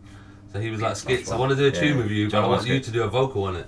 And I was like, I don't rap. And he was like, I don't care, I'm going to give you a beat and I just want you to do a narrative of like what hip hop means to you. So I did this whole kind of like, it's almost like a spoken word thing about what hip hop means to me, called The Golden Triangle. Sick. You can find it on YouTube, it's got about 800 views. Is it? The Golden Triangle? Can you note that down? That's it. Just write down the Golden Triangle. So it's just me talking about what hip hop means to me. Yeah, that's wicked. Sick, man. Yeah. How long ago was that? That was probably about 6 years ago. Yeah. Maybe more actually. My timeline's all fucked up. Yeah, it gets a bit blurry when you're touring a lot and going different places. And Oh man, yeah. I can't imagine what your fucking. It's a timeline for you. Must just be like. My timeline's crazy. I mean, me and Rodney P will turn up at a venue and I'll be like, oh, not here again. And Rodney will be like, we've never played here. And I'm like, yeah, we played here like 5 times. He can't remember. I'm just like, come on. So yeah, we've been around, man. We played everywhere. I don't think there's a city in England we haven't touched. Nah. That's pretty impressive. Yeah, we've touched everywhere. We've done some mad shows all over the world, pretty much. It's good, man. It's the fucking. Yeah, no, it's good. It's a dream, innit? Really? Well, I've lived the dream. I've lived the rock and roll lifestyle, but now it's like, yeah, fighting for my survival. Can I maintain it? But I need to stretch the DJ thing out a little bit, man. Yeah. It's hard. Well, I'll make some more music as well. You know, you know, yeah. I want to bring out an album next year. So the third album, I bring out an album every 10 years. Yeah. First album came out in 2001. Second was in 2011. So 2021. Another one. Elder Man. Is that what you're gonna call it? Yeah. Yeah, sick. Yeah, Elder Man. Are you putting that out independent? Yeah, I put it out through my label. Yeah. Drag and Drop. Sick. Which is what Joe Byrne is coming out on as well. After your project on Green Brick. Yeah, it's gonna come out on that. So we've been working on that for a while now. I'm excited about that. Yeah. It's really sounding nice, and he's my godson, so he's the son of my best friend. Yeah. And I've been honing him since day one. He's a bad. So you've known him since he was born, then? I've known him since he was nothing. Since he was still a. He was born the same year as my son. So yeah. Our sons have grown up together, same age. Yeah. Sick. And his dad's played him reggae, and I played him hip hop. Yeah. And that's why he's so good now. He's had a good schooling. Yeah. Education has been full. That's some serious education, isn't it? Well, you can see it. So you can see it with like his music, man. Like I've got fucking every faith in Joe. Like I think he's a dope performer. He's a dope lyricist. Like he's got every sort of flavour. Yeah, go for it, man. Help yourself. I'm excited for what he's got coming on Green Brick. Yeah, I'm excited. I'm glad he's coming out on Green Brick first. Like our project, obviously we're taking time and getting it fucking perfect. Yeah. But I know he's been frustrated about the length of time it's taken for us, because me and Corin that are mixing it, the C, like it's taken a while. We've been building it for years. But I think it's the best hip hop reggae project that's ever come out of this country. Yeah. Without blowing my own trumpet, I think it's good. And we got some amazing special guests. And the production is like second to none. Yeah. Like, it's gonna sound fucking big through your speakers, man. Yeah, man. Yeah. I'm fucking excited for it. I'm really excited for it. Yeah. It's gonna do big things, man. Yeah. And obviously Green Brick is a perfect little jump start for him. Yeah. Well, we're gonna do more as well. We're gonna do like different things afterwards. I mean, he turns it out. He turns it out, and like with Joe, like how we've kind of spoken about it before, is that like Joe when we kind of spoke about it in the beginning, he's like, I want to be part of something like a group where we're all aiming for the same thing, and I was like, well, that's what I want from Green Brick. I want us to all be a family, like not too much to the point it's like business isn't still business. Do you know what I'm saying? But I want us all to be like pushing in the same direction. First, so, like, if you can find a stable where everyone understands, but you have to understand the business side of things as well, because it's important to know the business and how it runs, because a lot of people don't. That's why artists get frustrated and they think the label's ripping them off, but even if they're not, do you know what I mean? So it's important that everyone understands what's going into it, how much energy, how much time, how much money, and understand that whole business side of things. I think the best way, like, and how I'm aiming to do it from now on, is just do it all completely above board. Yeah. So you almost have a receipt, like an invoice of what it's cost. Okay, this video is this. I didn't realise that for a long time, man. But it's really. There you go. Yeah. That's what it cost. Yeah. And then when that's made back, you start making this. You know what I'm saying? So it's all completely. And when people see it in black and white, okay, you spent that much on PR. You spent that much on the mail out. You spent that much on the artwork. Yeah. You have to understand, man. It's important to understand that. Because it costs a lot. It costs a lot to put music out. It does, although it's really easy now. Like, because if you're just doing it digitally, like anyone can make a beat and put it up the next day on Spotify. So you have to sort through a load of shit to get to the quality. Yeah, do you reckon it makes it harder? What do you reckon? Do you reckon it makes it harder? I think it makes it easier, but I think for definitely. quality acts to shine, sometimes you have to get through that quagmire of fucking I think the playing mediocre field's shit. the playing field's completely leveled, isn't it? So you've got to look further. So you've got to be But I think better, really. You've got to be Because better, I think that the basically, playing field's to level, get- so you've got to be better to shine through. The quality will always shine through, but obviously if Yeah. you're a act that's just been signed to a major, you're gonna have a massive fucking load of money pushed behind into you. it. That's gonna push you, and obviously that's the kids fall for the hype. that is the worst This thing. is the bottom line.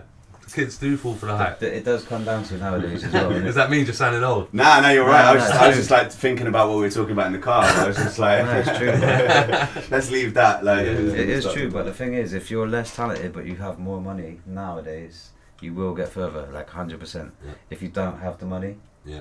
like it is a big thing, isn't it? Because I mean, yeah, but I if you're learned that smart with putting the out, money, but if you're smart with it as well, but if you don't have like a lot of money to push it, you're fucked. someone else will get further, 100%. but look at the fact that now if you go to an A&R meeting with a major label, yeah, like, you know, the first thing you used to have to do was play your demo. Now you don't. What, do you show your numbers? You show your numbers. How many followers, how many friends, how many likes. yeah, That's the bottom line. You Yeah. can go into a record label with a shit product, but if you've got the videos and the packaging and the likes and the followers and the views, you're going to get a deal. Yeah.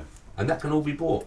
Yeah. So I don't trust views, I don't trust likes, I don't trust followers. yeah, Yeah. yeah. It can all be bought, innit? You can Yeah. tell anyway, innit? Normally. But I would like Well, to think... the funniest thing is, can yeah, tell like, I get everyone added that up he's by some bought people, followers, isn't yeah, bro, because their photos have got like 100 likes and they've got 18,000 They people got the following same them. amount of Like, likes as me and comments. But they got like come on, 20,000 man. followers. No, you know what I mean? Like, come on, it doesn't They even flex. equate. Well, You I've just got look, kids. yeah, That do it, was man. good. Nah, definitely. They It's they funny, flex. man. That shit cracks me up. When someone's got like 20,000 followers and literally the same amount of likes as me and Yeah. the same amount of comments, I'm like, It's like you don't have that many Yeah. followers, do you? Like, you got 20,000 bots. and bots don't do shit. So Yeah, there's no there's interaction. actually no point at all in doing it. No interaction at all, is it? It's just pretty funny to me. That whiskey's nice, isn't That's fucking lovely, mate. it? Shout out fucking Asher, man. He Yeah, did shouts it, to innit? Asher. He did actually buy me up for a present and now it's I was getting drunk. popped on a good occasion still. Yeah. Wow, what a fucking. You know what I mean? This is a blessing. Yeah, man. It's just Getting a interesting. fucking history lesson as well, isn't it? Yeah, man. Well, for me, a lot of the fucking stuff, like especially when we have like, you know what I mean, heads that have been doing it, like older heads that came before. Like I'm learning so much, man. Yeah. Like, and I don't want to lose any of this knowledge either. Yeah, you know yeah, what I it's mean, there stuff anyway, that innit? like, well, yeah, it's locked in.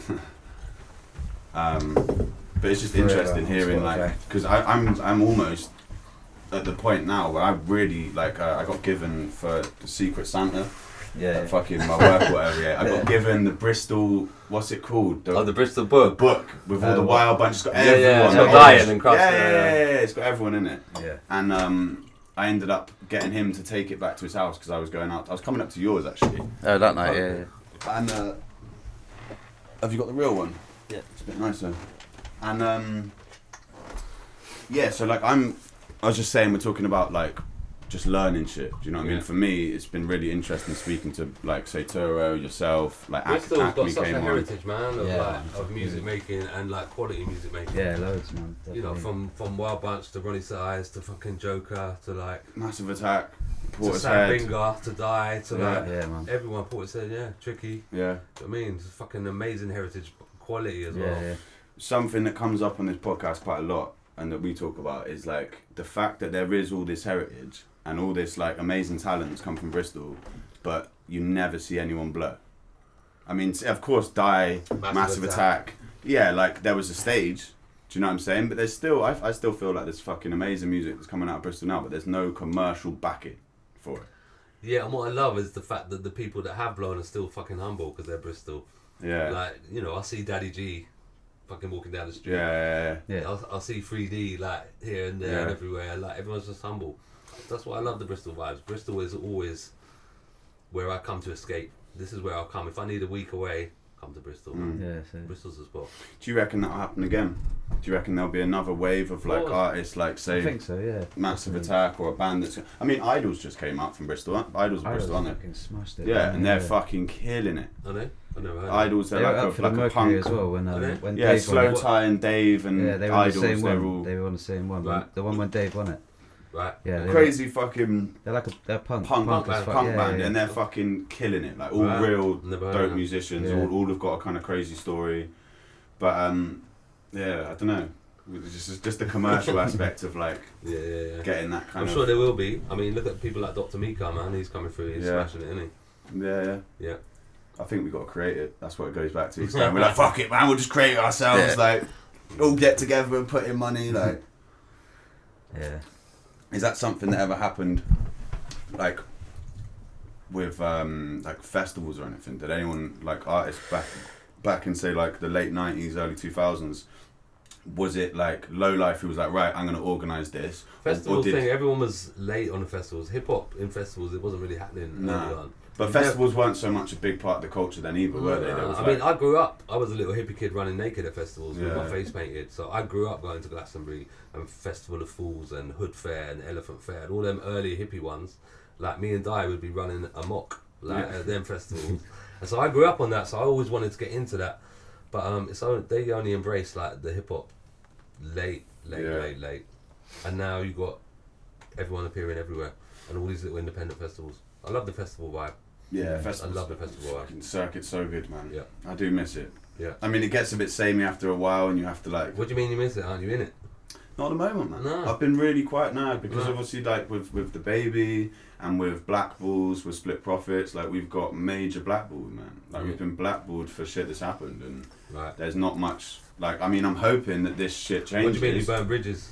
Well, yeah, like bridges got burnt, people fucking punched up people on stage and shit got robbed and like we've always had this like it just is what it is. I'm kind of say shit like as well. I remember like Chester P starting a huge fight at a fucking festival because I had everyone on stage with me, everyone that was like on the album. I pretty much did the album showcase and there was a massive fight erupted and they were like, there's never been a fight at one of these festivals, Skitz, and you brought all your crew and it was all erupted. And I was like, well, it is what it is, man. Like, the security wouldn't let him back on stage and it just erupted. But I mean, it's a shame because like I love the festivals and don't get me wrong, like with Green Brick, I haven't like I've maintained a good relationship with promoters, with like booking agents and stuff, and I've always tried to like I don't hate no one. I've got no bad ill will to anyone who's caused us problems, either promoters, my friends, myself. If, like when I've caused myself, it is what it is, like you say. But it's a shame that it's not. I'm silent. Sorry. No, sorry. Me, I think, bro. That's you. Okay. I think a lot of people. There's a lot of egos. But like when you're coming up and you suddenly get you catch a wave. Certain rappers, their egos take over and they burn some bridges, and they don't realise until like they stop getting the bookings, and then they're like, you know what? That was actually my bread and butter. I was putting food on the table for my family. Well, we were doing like fucking 3 shows a weekend. We just got to the stage where we were playing every Thursday, Friday, and Saturday for years. Like, and then suddenly, the time comes, and then you're like, fucking hell, you're ringing up everyone, going, can we get shows and shit? Yeah. But I think that's going to come full circle again. And all it would come down to is us making another album and Split Profits. I've got stuff I'm going to get booked to. I still play around Europe and stuff. Do you know what I'm saying? I still have this but I get more shows maybe in Europe than I do. What, by yourself? Yeah, just because... But it's good that you're big in Europe, man. It's good.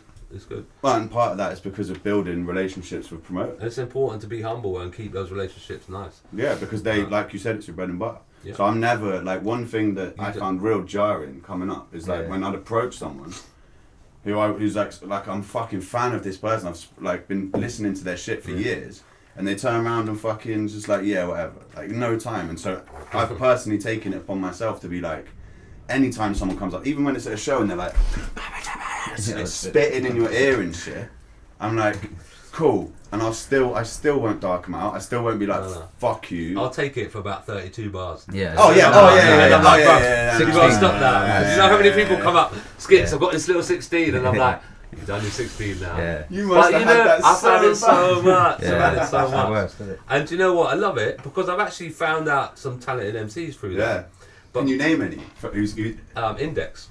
Index came up to him and started spitting in your ear. No, but he came up to me and then he rapped a thing about growing up in the country, and I properly rated him for it. There's a few people that I've met. Was that in Bristol?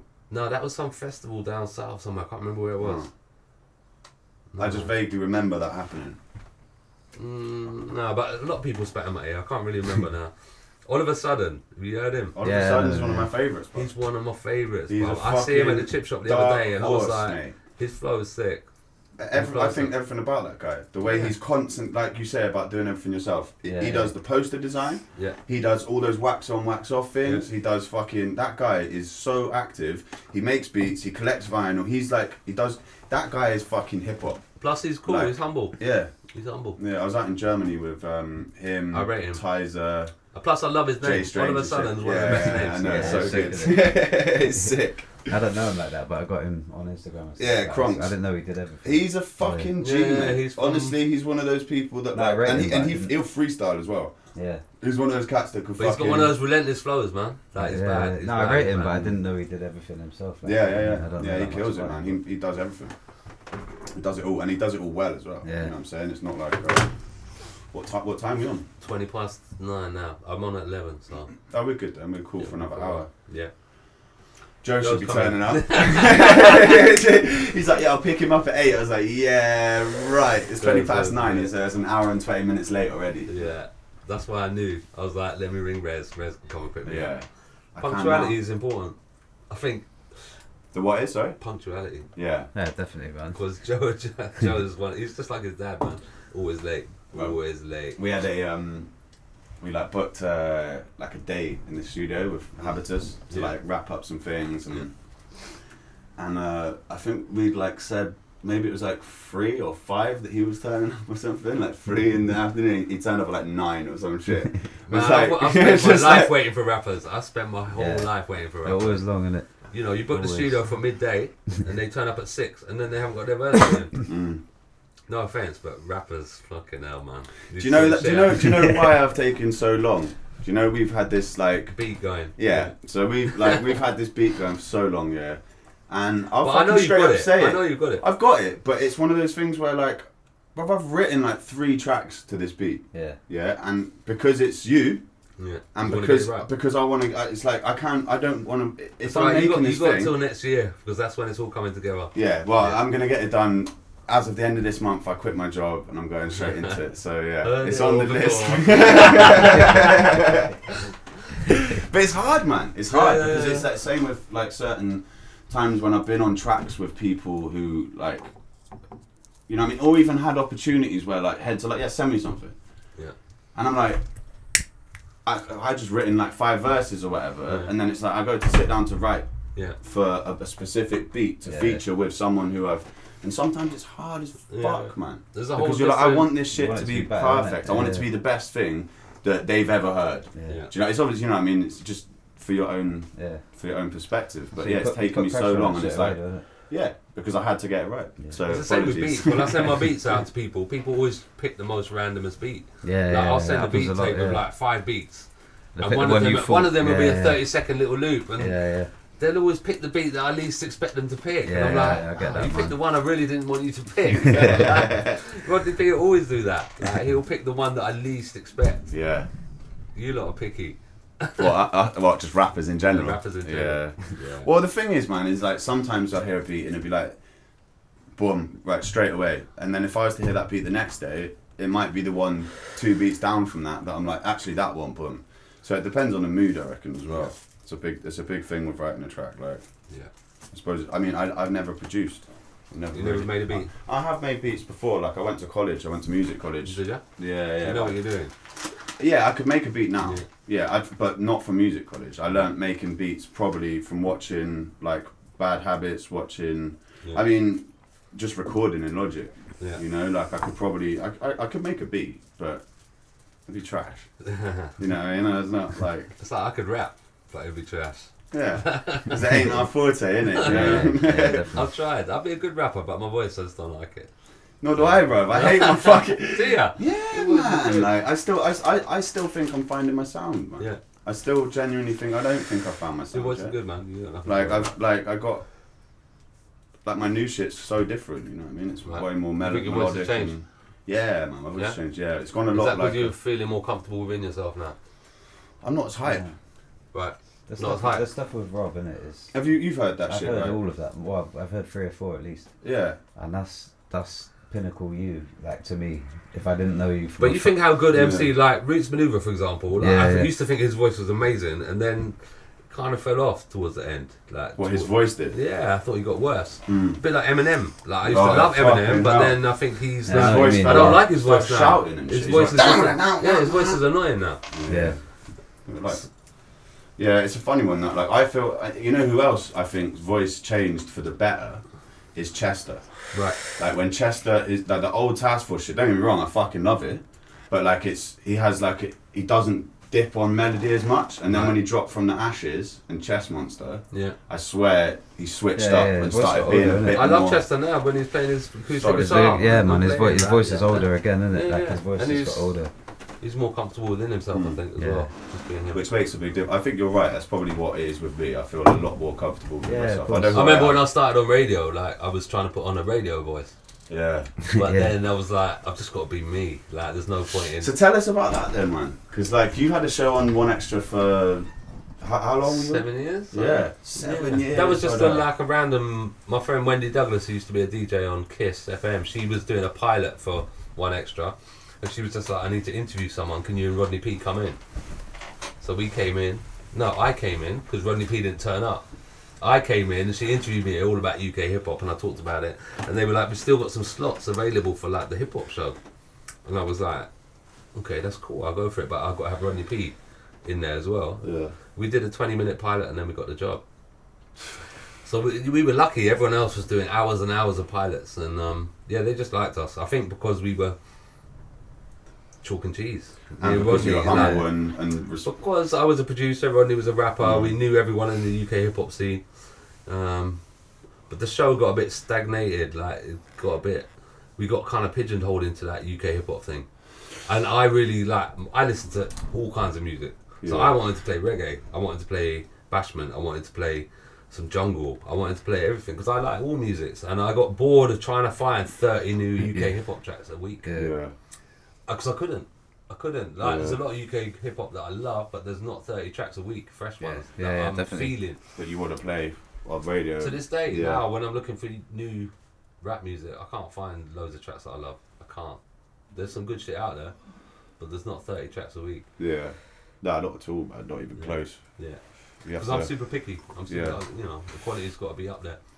But I think that's a good thing because it puts you in a position like if someone's like, you know what I mean. For me, like when you get Skitz' backing, Yeah. do you know what I mean? It's like, Yeah. you know, it means something Yeah. because you Well, are I- picky. yeah, and And I had because trouble you- with a lot of artists that would like, Skitz, why aren't you playing my tune? Like, and I'd be like, oh, I'm not really feeling it. And I've had knives put against my throat for not playing tunes.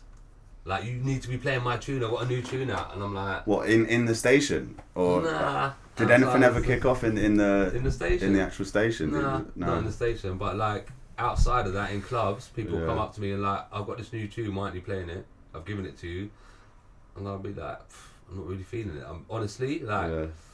I like what you're about, but I'm not feeling the tune. I don't think the time has been put into the tune, or I don't think you're good enough. But it's hard to tell people that, and people's egos are big, so they can't Yeah. take it. Yeah, it's a window. But I felt like if I started playing tunes that I didn't like, that would be my the death of me. Yeah. Yeah, you can only play tunes that you love. Still to this day, when I DJ, I only play tunes that I love. I've never played a tune just to please the crowd. Like, Yeah. I can't do that. So That's what separates you, man, in my opinion. yeah, and me and Rodney used to always play like we would never follow the hype. Yeah. We'd never. Is that Joe? It might be Joe. He might be outside. It's not me.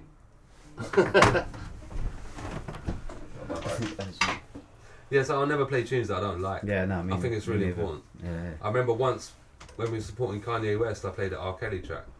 Because I was feeling the pressure. There was 40,000 people there.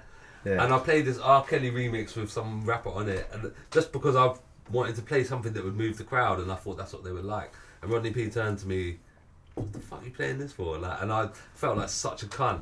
But I was just trying to get the crowd moving. And from that day, I was like, I can't ever do that again. Yeah. That was just me feeling under pressure from 40,000 people. Where was that? That was in Manchester Arena. Yeah. MEN, yeah. Fucking hell. Yeah. Kanye support's fucking huge, man. That's mental. Yeah, I got thrown out of the stadium because the security kicked me out for a friend of mine was up on the balcony taking pictures and she got too close to And the security came and got her, and I was like, nah, leave her alone, she's only small, and I got kicked out. They bundled me out. Way to end it, isn't it? Yeah. That's mad, man. How long ago was that? That must have been about 2008. Yeah. Kanye was a dick. Yeah. Oh, you met him? We interviewed him, yeah. Oh, is it? What, for the We interviewed him show? for One Extra, yeah. Yeah, he was eating chicken the whole way through the interview. So you can imagine. Just on the line, he was such a dick.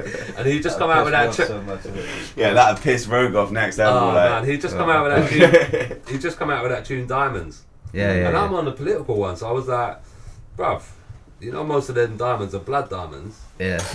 And I had we had a proper chat. Rodney got involved. And then the next month he came out with a remix, Blood Diamonds. And to this day I'm like, I swear we influenced Oh yeah, that. because he put J on it. Yeah. Yeah. Fuck. That's mad. Yeah. Mate, that's That's mental. you, bro. I don't know. That's a little I bit don't of know. fucking... I don't know, but I'm like, Yeezy. maybe, like, That's too I coincidental. touched him and he man. actually thought about it and thought, you know what, It's too actually, coincidental. Yeah, he's the type of That's guy crazy. that would take that. He on would board. take it He on board. probably Yeah, would wouldn't take say that. nothing about it ever, but would Yeah, take it he on probably board. would take take that the on board. credit. Yeah. and not Yeah. give him credit. That's Yeah. crazy, man. No, he was a dick. Kanye was a dick. Do you know anything about the, because I've heard this, right, and this is something that just came into my head that you might know something more or be able to fucking divulge on or whatever, but the Skinny Man Eminem battle.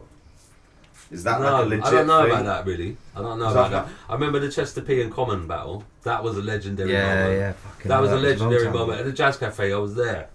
So, Sorry, it's Joe, quickly. Yeah. Joe. Yeah. so You alright? Common was on stage and he was Yeah, like, "Are there any freestylers in the house?" I didn't see it, but I've heard He about was it. like, "Can Oh, anyone no. step up and battle me?" Because Common's a fucking amazing Yeah, freestyler. no, mate, he's a, yeah. Like Common can hold his own. Yeah, have you seen his tiny desk recently? No. Tiny desktop. No, Yeah, no, you it's should good. watch it. Yeah, it's Yeah. fucking- No, he's bad. When he did a freestyle for us, and Yeah, he mentioned yeah. my name and everything in it. That Yeah, was like yeah. one of my moments. But he was like, "Are there any freestylers that think they can test me?" This was at the Jazz Cafe. Yeah. And Chester P went. And the whole of the crowd went, "Ooh." And Chester P got up, took him out. And fair play to Common. Common just went, bowed down to him and went, "You know what? I didn't know they had MCs like this in this country." No way. Yeah. Common's a real one for that. Common's a real one, man. Yeah, and he's 100%. super humble and super lovely, man. I watched the Tiny Desk recently, and it Yeah. kind of like I always loved Common, but Yeah. it reinforced my love again. Yeah, So yeah, you should Common's watch it, cool. man. Definitely, he's sick. Yeah. Common's a dude, and he's he's a super lovely dude, man. He Yeah. loves hip hop. Like, I love people that love hip hop. That love like, it, He's a proper yeah. fan. He's a fan first and foremost. Yeah, You know, like certain people you meet, I don't really feel like you love this shit. You're just in it for the hype, or you're in it for the glory, Yeah, or yeah. you're in it because your ego says you should be in it. yeah. But certain rappers, even like I've met some weird people that I wouldn't think I'd like Ja Rule. Like Yeah. I've never played a Ja Rule tune in my life. Yeah. I've never played a Ja Rule tune in my life, but we had to interview him. And when I met Ja Rule, cool as fuck. Yeah. Cool as fuck. And one of the most amazing freestylers, man. He was fucking mad. CJ, Yeah, yo, what's yeah. up? You cool? Yeah, man. All good? Just it, yeah. Say, brother, you got bigger. You I grow. don't think so. Huh? I hope so. Yeah, so Ja Rule was cool. Like, Yeah. other I people wouldn't like expect him to be cool, to be fair. as well. Nelly. I met Nelly. Nelly's supposed to be a real one, isn't it? Nelly's a real one, Yeah, man. yeah, Like, yeah. I sat and chatted to him for hours. Because if you think of Nelly, you think of all that commercial You stuff. think of it's getting hot in here, Yeah, right? yeah, yeah. Like, But actually, behind the scenes, he- Nelly, like yeah, when yeah. we played a beat and he did a freestyle, he was bad. Yeah. He's bad, and he's a hip hop fan, and Yeah. he's true. He's honest. He was like, I make more money out of the businesses that run alongside my hip hop career. So he was like, I make more money from my Apple Bum. Yeah. Apple- He sponsored a lot. his yeah. clothing company Yeah. and stuff like that. Yeah. So yeah, he's a real one, man. Yeah, definitely. I've heard that as well. Yeah. Chuck D, Talib Kweli, Yeah. Pharrell. When we Pharrell, interviewed fucking- Pharrell, yeah. like Pharrell was like, there was an anti-war march because they were talking about the Iraq War. Yes, Joe. Yes, but You cool? yeah, good. And he just the management wanted him to go on to the next interview, and he was like, "No, I'm not doing it. I want to talk to these guys about the war. There's a war going on in Iraq, Yeah. and I want to talk about it." Although he was about to go to Park Lane and buy a Bentley after he had spoken to us, Yeah. so he's a bit of a hypocrite. But Pharrell's cool as fuck. Yeah, man, definitely. Yeah. It's them under ones, isn't it? Fucking. Well, sometimes you meet your heroes and they're let down. Sometimes they Yeah, they 100%, stand man. up to it. Chuck Yeah. D, I could listen to him chat all day. Yeah. Like, one of the most real out there. Yeah. Yeah. Have you met him as well? Yeah. Yeah. Chuck D's cool. No, Cool as I've fuck. met him. Maceo from De La Soul. Yeah. Like, he's telling me about UK rappers I should be listening to.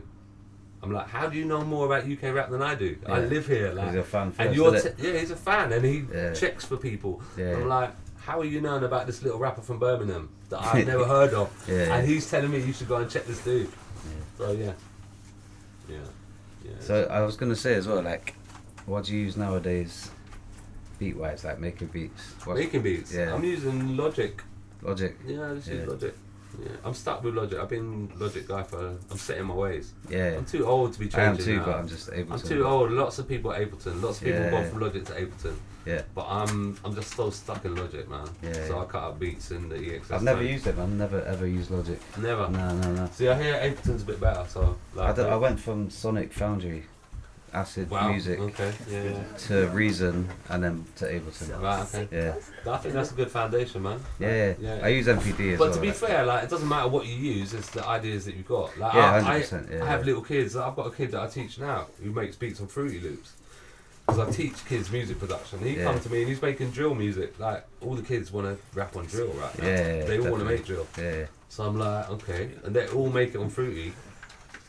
And they're amazing. This kid's 15. Like the beats he's making are like Yeah. any of the good drill artists that are out there.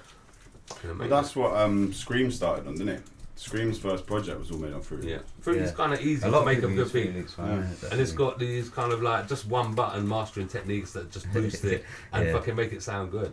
Yeah. And it's kind of easy to program. It's like a drum machine because you can see the sequence of drums. Like it's interesting. It's interesting. I mean, all the drill stuff that's going on now, these kids that I'm teaching, they're schooling me about the drill thing. Yeah. Yeah. So is it's that- interesting, man. It's interesting because there's only like 4 drill producers in the UK that are doing everything, and Is it? everyone's going to them. MK the Plug. Do you know MK the Plug? MK John? the plug. Yeah. Yeah. Yeah, MK the Plug. Yeah, he's Yeah. black, and there's a couple of others that are just doing all. I the learned beats it the other for day. everyone, and everyone goes to them and pays them £500 a beat. Yeah. They must be raking it in. They're raking it in. Yeah. But I see a documentary about him making a beat, and he's in his mum's bedroom with a little computer, a couple of little monitors. He's got nothing, Yeah. and he's That's smoking me, a yeah. zoo, and he's like, "This is how I make a beat." Yeah. You just make a beat. I learned it the other day. I went in on drill the other day. Yeah. And I tried to remake it. It's the little wobbly It's the basses. yeah, isn't but it? it's the hi hat. You know, they've got those little basses you can draw in, Oh yeah. so you can get the Yeah. like, Yeah, the risers, the Yeah. 808 risers. But Which now it's makes the the drill hi-hat sound- pattern as It's the well. hi-hat pattern. yeah, Every yeah. time. If you get the hi-hat pattern, anything else you build around it is drill straight away.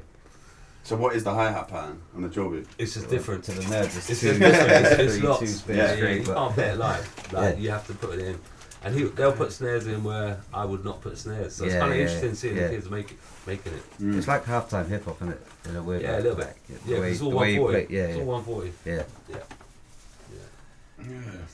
That's the new way. So you teach? Are you teaching kids at the moment? So I do teach kids, yeah. Yeah. What, like a youth club or like a school or? No, like I actually work in a studio, but I teach kids music production. Yeah. So I'll get kids and I teach the music production, and then I've got a guy that teaches the rapping, John Set from Yeah. Brighton. He's a wicked freestyler. So he helps them with their writing, and we'll make beats, make tunes. Is that Teach in? them a few things in Hastings and Bexhill. Yeah. Yeah, it's nice, man. It's nice. I feed off them as much as they feed off me. Yeah. Yeah, man. Yeah. So they're like this kid Neo. He's fucking bad. Like I can't really teach him anything. He knows it all already. He's 15. Like It's gonna some be doing shit. stuff. Yeah. Yeah. But some of the kids I've taught have gone on to bigger and better things. Like one of the girls I used to teach is now Green Tea Peng. Do you know Green Tea? yeah, Yeah. fuck, mate, she's amazing. One of the girls I like, used to teach. she's amazing What? right now. Yeah, Just that so cut, like it's really nice. So another kid that I used to teach is now making beats for that's crazy, man. Tiny Fuck. Temper. Yeah. He's making beats for Tiny Temper. One of the kids I used to teach. So Well, it's nice. like, it'd be igniting a that fucking spark. good way to come up, bro. Is like learning beats of someone like yourself. It would give you another Yeah. bit Yeah. of confidence, I reckon. But I find I'm a little bit stuck in my golden era, so I can make boom bap beats Yeah. all day. yeah. But I'm like, actually, I need to think out of the box, and I'm learning probably more off them than they're learning off me. Yeah. Because I'm like, I'm so stuck in my ways. I'm like, okay, you putting a snare there, fuck, but it sounds good. So like, I'm actually getting more off them, and I'm getting paid to do this to teach you. But I'm actually learning more off you. Getting paid to learn. Like. Yeah. Yeah. Yeah. But that's a good thing about being But it's humble good. as well, and being able to, instead of being stuck and being like, yeah, but I still can't get down with the sound, like recognizing that it's something that is dope, Yeah. it's different, and then taking I've from always it. embraced Like, all musics, Yeah. man, and I'm not one of those people that's stuck in my golden era. mm, Like, I find my golden era a bit boring. to be fair. To keep listening to it is, Yeah, it is so isn't like, it? You have to explore. Joe will play me tunes. Joe will play me. I'm like, Yeah. fuck, that tune's amazing. Like some next level auto tune, Afrobeat, fucking hip hop thing. Like I'm like, okay, that's actually getting me, hitting me here. Yeah. Rather than some new boom bap shit. I get put in the box of the boom bap shit. So I people know. only send me. I get put in the box. That's It's like, what- here, check this out. Check this out. Yeah, but I want something different. Like, know. just send me something different. That's why I really struggle with my production now, because I'm like, I could churn out another country, man, but I don't. That's not really me now. I'm Yeah. listening to other shit. So you just got to try and be you and use all your influences. And like, I listen to everything. I listen to everything. Rock, fucking Afrobeat, reggae. You got much Cubana music you could school me on, because that's my. I'm not very good on. I'm not shit. the Latin shit. I'm not very good on. I'm not Yeah. very good on. I don't really know. Ibrahim that much about it. Ferrer and like No, I don't really fucking. No, I'm not very good on the Latin Well, shit. basically, like the way that sent me down that is the Buena Vista Social Club. Right. So like, Oh, I got in with them like when I was about 15, and like I was just like, other than like hip hop and Good catch, man. smooth. I thought you'd pulled it off, bro. Just Oscar catching fucking diffusers, Yeah, man. not even looking. That's Just that pound shop gaffer tape, man. You want to get the proper stuff. Yeah, man. shit. Get out. Yeah, the Latin stuff, man. I'm not really on, but I know the Latin hip hop scene's huge. Yeah, yeah. The Latin I was hip hop scene's massive. The man. Portuguese rappers. I was listening to some lesbian Spanish rappers the other day. They're fucking bad. But there's a lot of it going on, man. All over the world. Yeah. All over the world. But the Latin thing's big. What do you reckon? Like this is, I think I don't know if I was talking with you about this, but like how hip hop was like held onto for so long by the Americans, yeah. And it was like, this is our thing, and if anyone else fucking makes it, fuck you. It doesn't sound right. Yeah. Do you reckon the same thing's gonna happen with grime? Because I hear like when I heard a Canadian, it was us talking about. it was us. I heard a A little bit, because they Canadian never grime do- artist. I was like, No, Nah. you're not allowed to do nah, that. Listen, I don't do that shit. Like, That nah. sounds wrong. I've then- heard Australian grime as well. No. But I'm you just know like, what? It's like selling. Like you can never do it as well as like the foundation, like Yeah, where it yeah, came You from. can do it different. You do it different. You have to use it, embracing your culture Yeah. and your environment, Yeah. and just do it as your inspiration or Yeah. the things around you. That's the only way you can do it. You have to be true to yourself, Yeah. whatever you do. But that's why hip hop has evolved and gone around the world, because you've got African hip hop, you've got Russian hip hop, you've got Chinese hip hop, you've got hip hop. You go anywhere in the world, you'll find a little hip hop community. I've been everywhere in the world, and you find a little niche of hip hop kids Yeah. that they're all are embracing there, their little culture and their environment and making it their own. Yeah, And that's what you have to do. That's what I did with Countryman. yeah, I made hip hop, but it was a version of hip hop that I could relate to. yeah. It was Countryman. Like, it was That's like, what it should be. I isn't grew it? up in the country, but I made a version of hip hop that I could relate to. Yeah, it should Yeah. be And that's that, why innit? the kids related to Countryman, because it was Because it was you. me. You just got to be yourself. Yeah. And people like might say that you've diluted it if you've done that, but it's just your version of hip hop. And what it was. Yeah, I couldn't agree with that, because I think as soon as you make art and you put it out, then Yeah, it exactly. becomes the world's. It is It's what it not really yours anymore. It is, obviously it's yours, you created it, You have to but make everyone a else little can bit take of whatever the fuck they want from it. that. Yeah. You know what I mean? And like to be able to like same with grime, like I'm always saying in a joke, I'd hear a Canadian grime artist and be like, but really, when there's more of it that comes from there and I hear the variation and it's not so like Sometimes it's focused. good. Sometimes they get it right. Yeah. But I've heard, American Jungle. Yeah. I can't Not do quite it. right. Like, I haven't heard a good one yet. Like, I've heard some Yeah. alright ones, but Yeah. nothing that's really touched me. It's, Because maybe they're missing something. But that's maybe Missing the a Americans brain, think innit? that about UK hip hop. yeah. But But like it's you changing. know, like I think in what, so like that's why I've It's like never had a 30 gig. Have you years. ever had a gig in America? I've played shows in America, but I didn't get booked. Right, I've played like 3 shows in New York, right. but I went and like I've got super strong connections in Because it's New like York. selling ice to the Eskimos. Yeah, it's like- yeah, but they Yeah. love it. Like when I was at end of the They week love in it, New yeah, York, yeah. yeah, man, I got fucking bruv, Prince posed at the front there. Yeah. Sean Price's brother stuck for bees just there, like, and everyone's vibing. Yeah. Like we went in there, yeah, and to be fair, shouts to Lifelong, because Lifelong used to be in a crew with Pharaoh Monch, Right. Stronghold. Do you remember Stronghold? Yeah. Yeah, so Lifelong, like he's my boy, like he's my fucking family, do you know what I mean? And he basically put me on to like Gorilla Grooves Radio, to End of the Week, to Art of Lyrics, like these, and we got booked there to do these shows, you know what I mean? And I was Were you just fucking in shitting town? myself, You were just bro. in town already. No, I was like, right, I had a bit of like vegetable money, whatever, and I was like, right, I'm not gonna just squander this on whatever. I'm gonna fucking put it down. You know what I mean? On a ticket. I was like, I'm buying a ticket to New York. I was like, I got to do the pilgrimage. Yeah. So I was You like, gotta do alright, it. That's I've got the Mecca. connects That's there. Mecca, man. Yeah. When I went there, like I It was is the going to Mecca, clubs. man. I was like, Yeah. I'm fucking in heaven Yeah. right now. Yeah. Like, you know, when Rodney P went there, that's how they got their name. That's how they're the London Posse. Because they went out there. Rodney P's in the Bridge video by KRS-One. Is he? Yeah. No way. Because they were just hanging out. They were just hanging out. Nah, that's a That's mind it. blower. Hold on, rewind. Pull that back, man, And, because and all the Americans were like, "Who are you?" And they didn't have a name, and they were Yeah. just like, They're the London Posse. They're the London Posse. no fucking That's way. I didn't nuts, know bro. That's how they got That their is name. nuts. History. You heard it here first. That's crazy. No, Man. yeah, Yeah, man. like they showed love, man. Like they showed they showed love. real love because they were like, oh right, like you're just some little fucking white No, they boys know from now. England. They know now. And they were like, you've just paid to come out here? And I was like, yeah, bro. Yeah. Like we paid. I was in the studio. That's like ragged MCs freestyling that on go out to radio. Jamaica and smash it. Yeah. Like Yeah, they people. show respect because they're like, all right, you've put your fucking money, you've put your life. Talent shines through. So like, if you're good, you're gonna get the response. Yeah, Yeah. yeah, we got a wicked response. Too, Yeah. Obviously, I've never played in America. Never Yeah. ever. That's nuts. I'd love to, but I haven't. And No, nowhere at all. Have you played Canada or? No, never No. played Canada or America, and I've been around the world twice, but I've never played Canada or America. Rodney has, Yeah. but I haven't. What, as Rodney P or As Rodney P, I think, yeah, with London Posse. with London Posse? Yeah, Yeah. yeah. It's interesting, man. I think like now it's probably easier than it was in like the 90s and the 2000s. Back then, like I think now Americans they, would be like, Yeah. "Fuck you, man!" Like, Yeah. nah. Yeah. but I 'Cause think it was- now they appreciate the Englishness Yeah. of us. Well, Like, they understand England and a they bit more. understand. Like when I went to America, they were like, I've got a cousin in London. Do you know them? Like, that's a fucking big place, right? Mate, And like- literally everyone's like, "Oh, you from London?" Nah, from Bristol. What's that? Like a borough of London? I'm like, nah. It's a novice. There's other cities. They're like, "Oh, word?" It's like, yeah, there's other Do places. you know Like, Lady it's Diana? I'm like, no, I don't know. But yeah, You guys just drink tea and America's scones next and level, shit. man. Yeah, America's next level. But I think now they're realising there's a big scene over here, Yeah. and there's actually black people in England.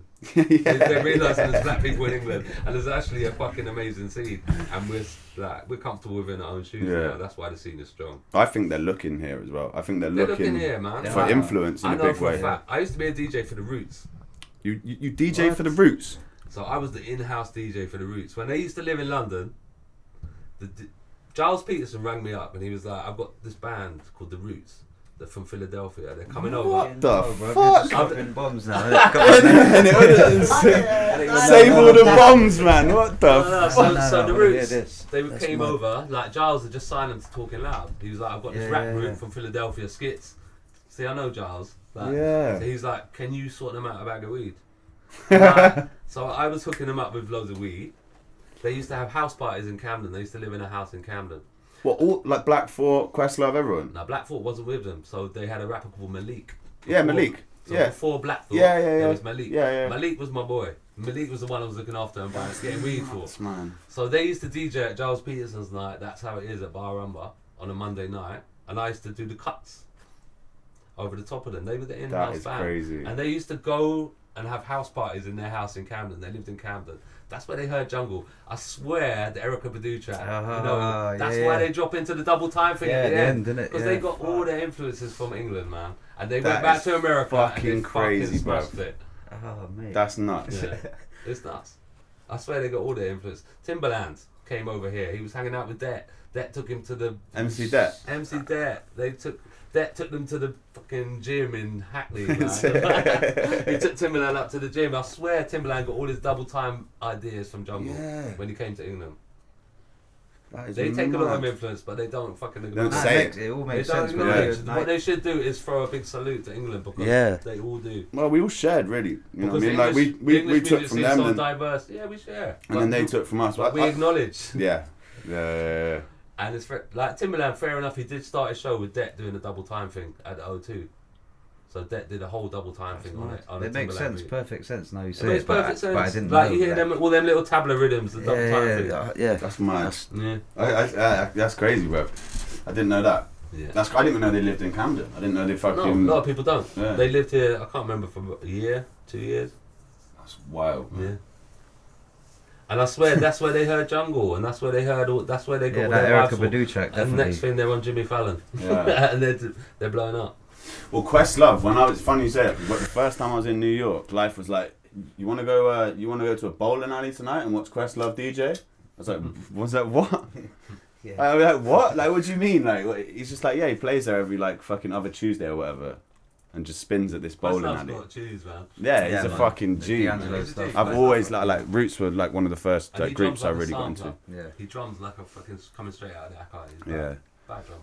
yeah. I like that Jimmy Fallon's got him on Yeah. on the show. The Roots are cool. I have Yeah. nothing against them. Like I love them all. They're fucking cool. Malik is now a Muslim living in Iraq or something. Yeah, And Blackport took over. Yeah, he moved out there like fully Yeah. assimilated. Yeah. I've lost Okay. contact with him now, but he was cool. Yeah, But I was getting them all their weed. that's crazy. It's funny now I'm saying it. I'm That's like, a mad story, man. yeah. That's fucking mad.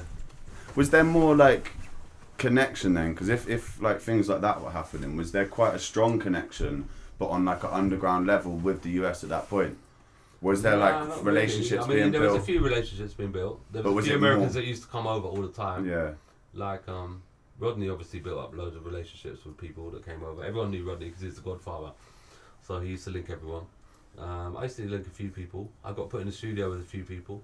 I remember getting put in the studio with J Live. Do you remember J Live? J Live So mixtape. J Live, I love J Live, right? J Live did that. Yeah, man. He did that tune that speeded up with the tempo changes, Yeah. right? What was that called? I was going to say Alphabet Aerobics, but it's not that No, one. It's no, not that one. that's, It's Blacklicious. yeah. It's like No, that. so I got put in the studio with J Live. I made this beat, and I was so happy with this beat, sick beat. And Giles Peterson had sent J Live straight from the airport to the studio. I was in the studio in Old Street waiting for him, and he came in the studio and he heard the beat. He was like, "I can't rap on that." I was like, "What do you mean? This is one of my favourite beats I've ever made." He was like, "The bass line's too ragga, man." I was like, "But that's me. That's what I do. That's what I do." And I was like, "All right, here's your taxi money, bro. Like, go." In a Like, bit, it was mate. a shame, like, because I really liked J Live and I wanted to him to rap on it. Yeah. Yeah, never worked out. Yeah, never worked out. But people like Pharaoh Munch that used to come and hang out, MF Doom, people that were in England quite a lot. There was Does certain- MF Doom still live it? He's here now. Yeah. I think he's in London, isn't it? Yeah. Yeah. Low key. Got fucking banned from America, because he's English born originally. Yeah, I think he paid his child support. Is that what it I was? think this is what it was. That's why a lot Really? of people get Is that banned. actually? Come on, that's a bad way to get banned from a country. Just pay your fucking child support, right? Yeah. I don't know. MF Doom, you never knew whether it was him. I remember supporting him with me and Rodney. It's just Thinking someone his else show has was set all up. hype, man. It was Yeah. like, That fucking show right there, was it bro. good? Was it actually him though? Don't know. That's the thing. No one Everyone knows it. was speculating. It was like, See, nah. the show we did, there was such a big build-up, and I swear me and Rodney P smashed it before him, and then he came on it. It was all hype, and it was all fucking journalists and hype people there, and it was just like, yeah, I Yeah. thought his show was rubbish, to be fair. Yeah, he played. I don't know if that one was Motion. That one was fucking. That was it was Right. bad, man. I Because think that was there him, wasn't that in- one, but it might have been, but there wasn't enough people in the room, Was it and Emotion? the sound Yeah, was yeah, fucking yeah, it was terrible. terrible. It was It's so always bad. terrible, Yeah. That show actually, I nearly fucking. Oh, it's crazy, right? You know how you. Nearly knocked his mask off. I wish. It's like a rail at the front, and this girl had her hands on the rail like that. Yeah, like watching. And I stepped across the fucking border Yeah. onto the rail, just onto her hand. Full Oh. body weight onto this girl's fucking hand, man. Yeah, I think I broke a finger. Like. Just like, literally, BAM! Oh shit! Yeah, I don't know.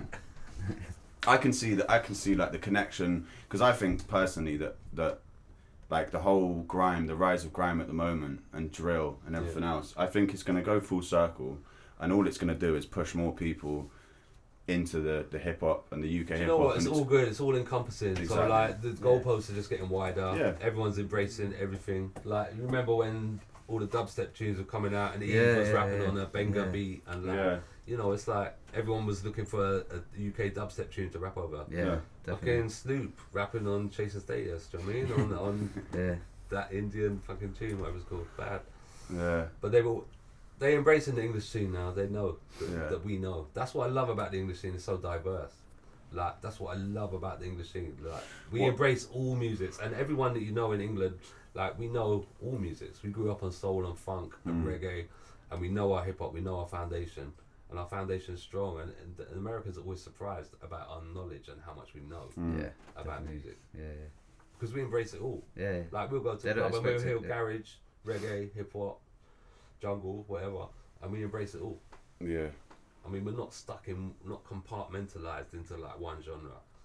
Yeah. And I think that's what's great about the English scene, and always has been. It's a melting pot of cultures and races. Yeah. It's a lot more diverse here, I suppose, you know what I mean? Like, in the States, it's very segregated. Yeah, and that's what I always loved about English crews. You get a couple of Asian kids, couple of white kids, couple of black kids. Every time. Whereas in America, it was like, one minute you're in Little Italy, then you're in Mexico, and then you walk a couple of blocks and you're in Little Puerto Rico. It's like, and no one mixes or merges that. Yeah, it's odd, man. It's definitely like, I found like stereotypes really lived up to the stereotype there in America. I thought it was like, well, fucking racist in TV shows and shit. It's like, oh, Mexicans are just builders. You know what I mean? Brother, I went to New York, like 90% of the builders I saw there were Mexican dudes. Mate, and it was just like, I was there with a black girlfriend, and I had like in the city, like girls would spit on her because she was with me. And then when I was out in the country, like rednecks would run out of diners and call me a nigger shagger because I was with a black girl. You serious? Yeah. And I was like, but then I met some lovely people as well. Don't get me wrong, it's not all like that, but I definitely found that it was very segregated and detached. Yeah. Yeah. And not like England where it's a proper melting pot. Yeah. Yeah, I was quite surprised with New York because I was kind of expecting that. Like, we were staying in the hood, we stayed in Flatbush, and I was kind of expecting Oliver Whitehouse to get robbed. Do you know what I'm saying? We're walking out with thousands of pounds worth of camera, some scrawny little white boys just like fucking in the middle of the hood. Yeah. And every time we'd be filming on some corner, like the first night I got there, I'm outside Popeye's Chicken, doing a freestyle on the corner of fucking Flatbush, you know what I mean, and Parkside Avenue. Well, and I'm just there, and it was just like people walking past, and I was thinking, when am I going to get boxed in the face? When's something going to happen? And the only thing that happened were people nice. People come up to us like, yo, dog, what you doing here? You filming a music video? Your British accent, because they loved it. When you hear, they love it. Oh, word, you from London? You walk into a sports shop and be like, have you got any more trainers? They'd be like, trainers? Can you say that again, bro? Love it. You got to make the most. I put on my best British accent, man, talking to women out there. They love it. Puerto Rican girls are all over me. As soon as I go out there, the first time I'm going to be fully Hugh Grant. Like, bro, you are going to be fully Hugh Grant, man. That's the way to go. They'll love you. Girls, like girl magnet. They'll love you off, bro. They'll love you off. Talk about crumpets and tea. Yeah, crumpets, tea, all that high. Just play the game, innit? Play the game. Yeah. Yeah, it's funny, man. But everyone was super nice, handing us business cards and shit. Like, Yeah, we're in a good place. Well, we got to wrap up. Yeah.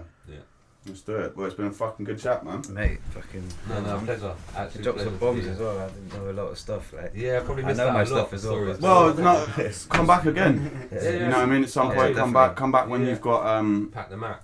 Well, we'll do that next time. 100% we'll do a macro dish. Fucking dish. Yeah, I want to see it. Yeah, it's a killer, man. You're gonna love it. I'm gonna have to come with a macro dish as well, innit? Yeah, well, we'll all bring one. Yeah. I'll just light a candle fire.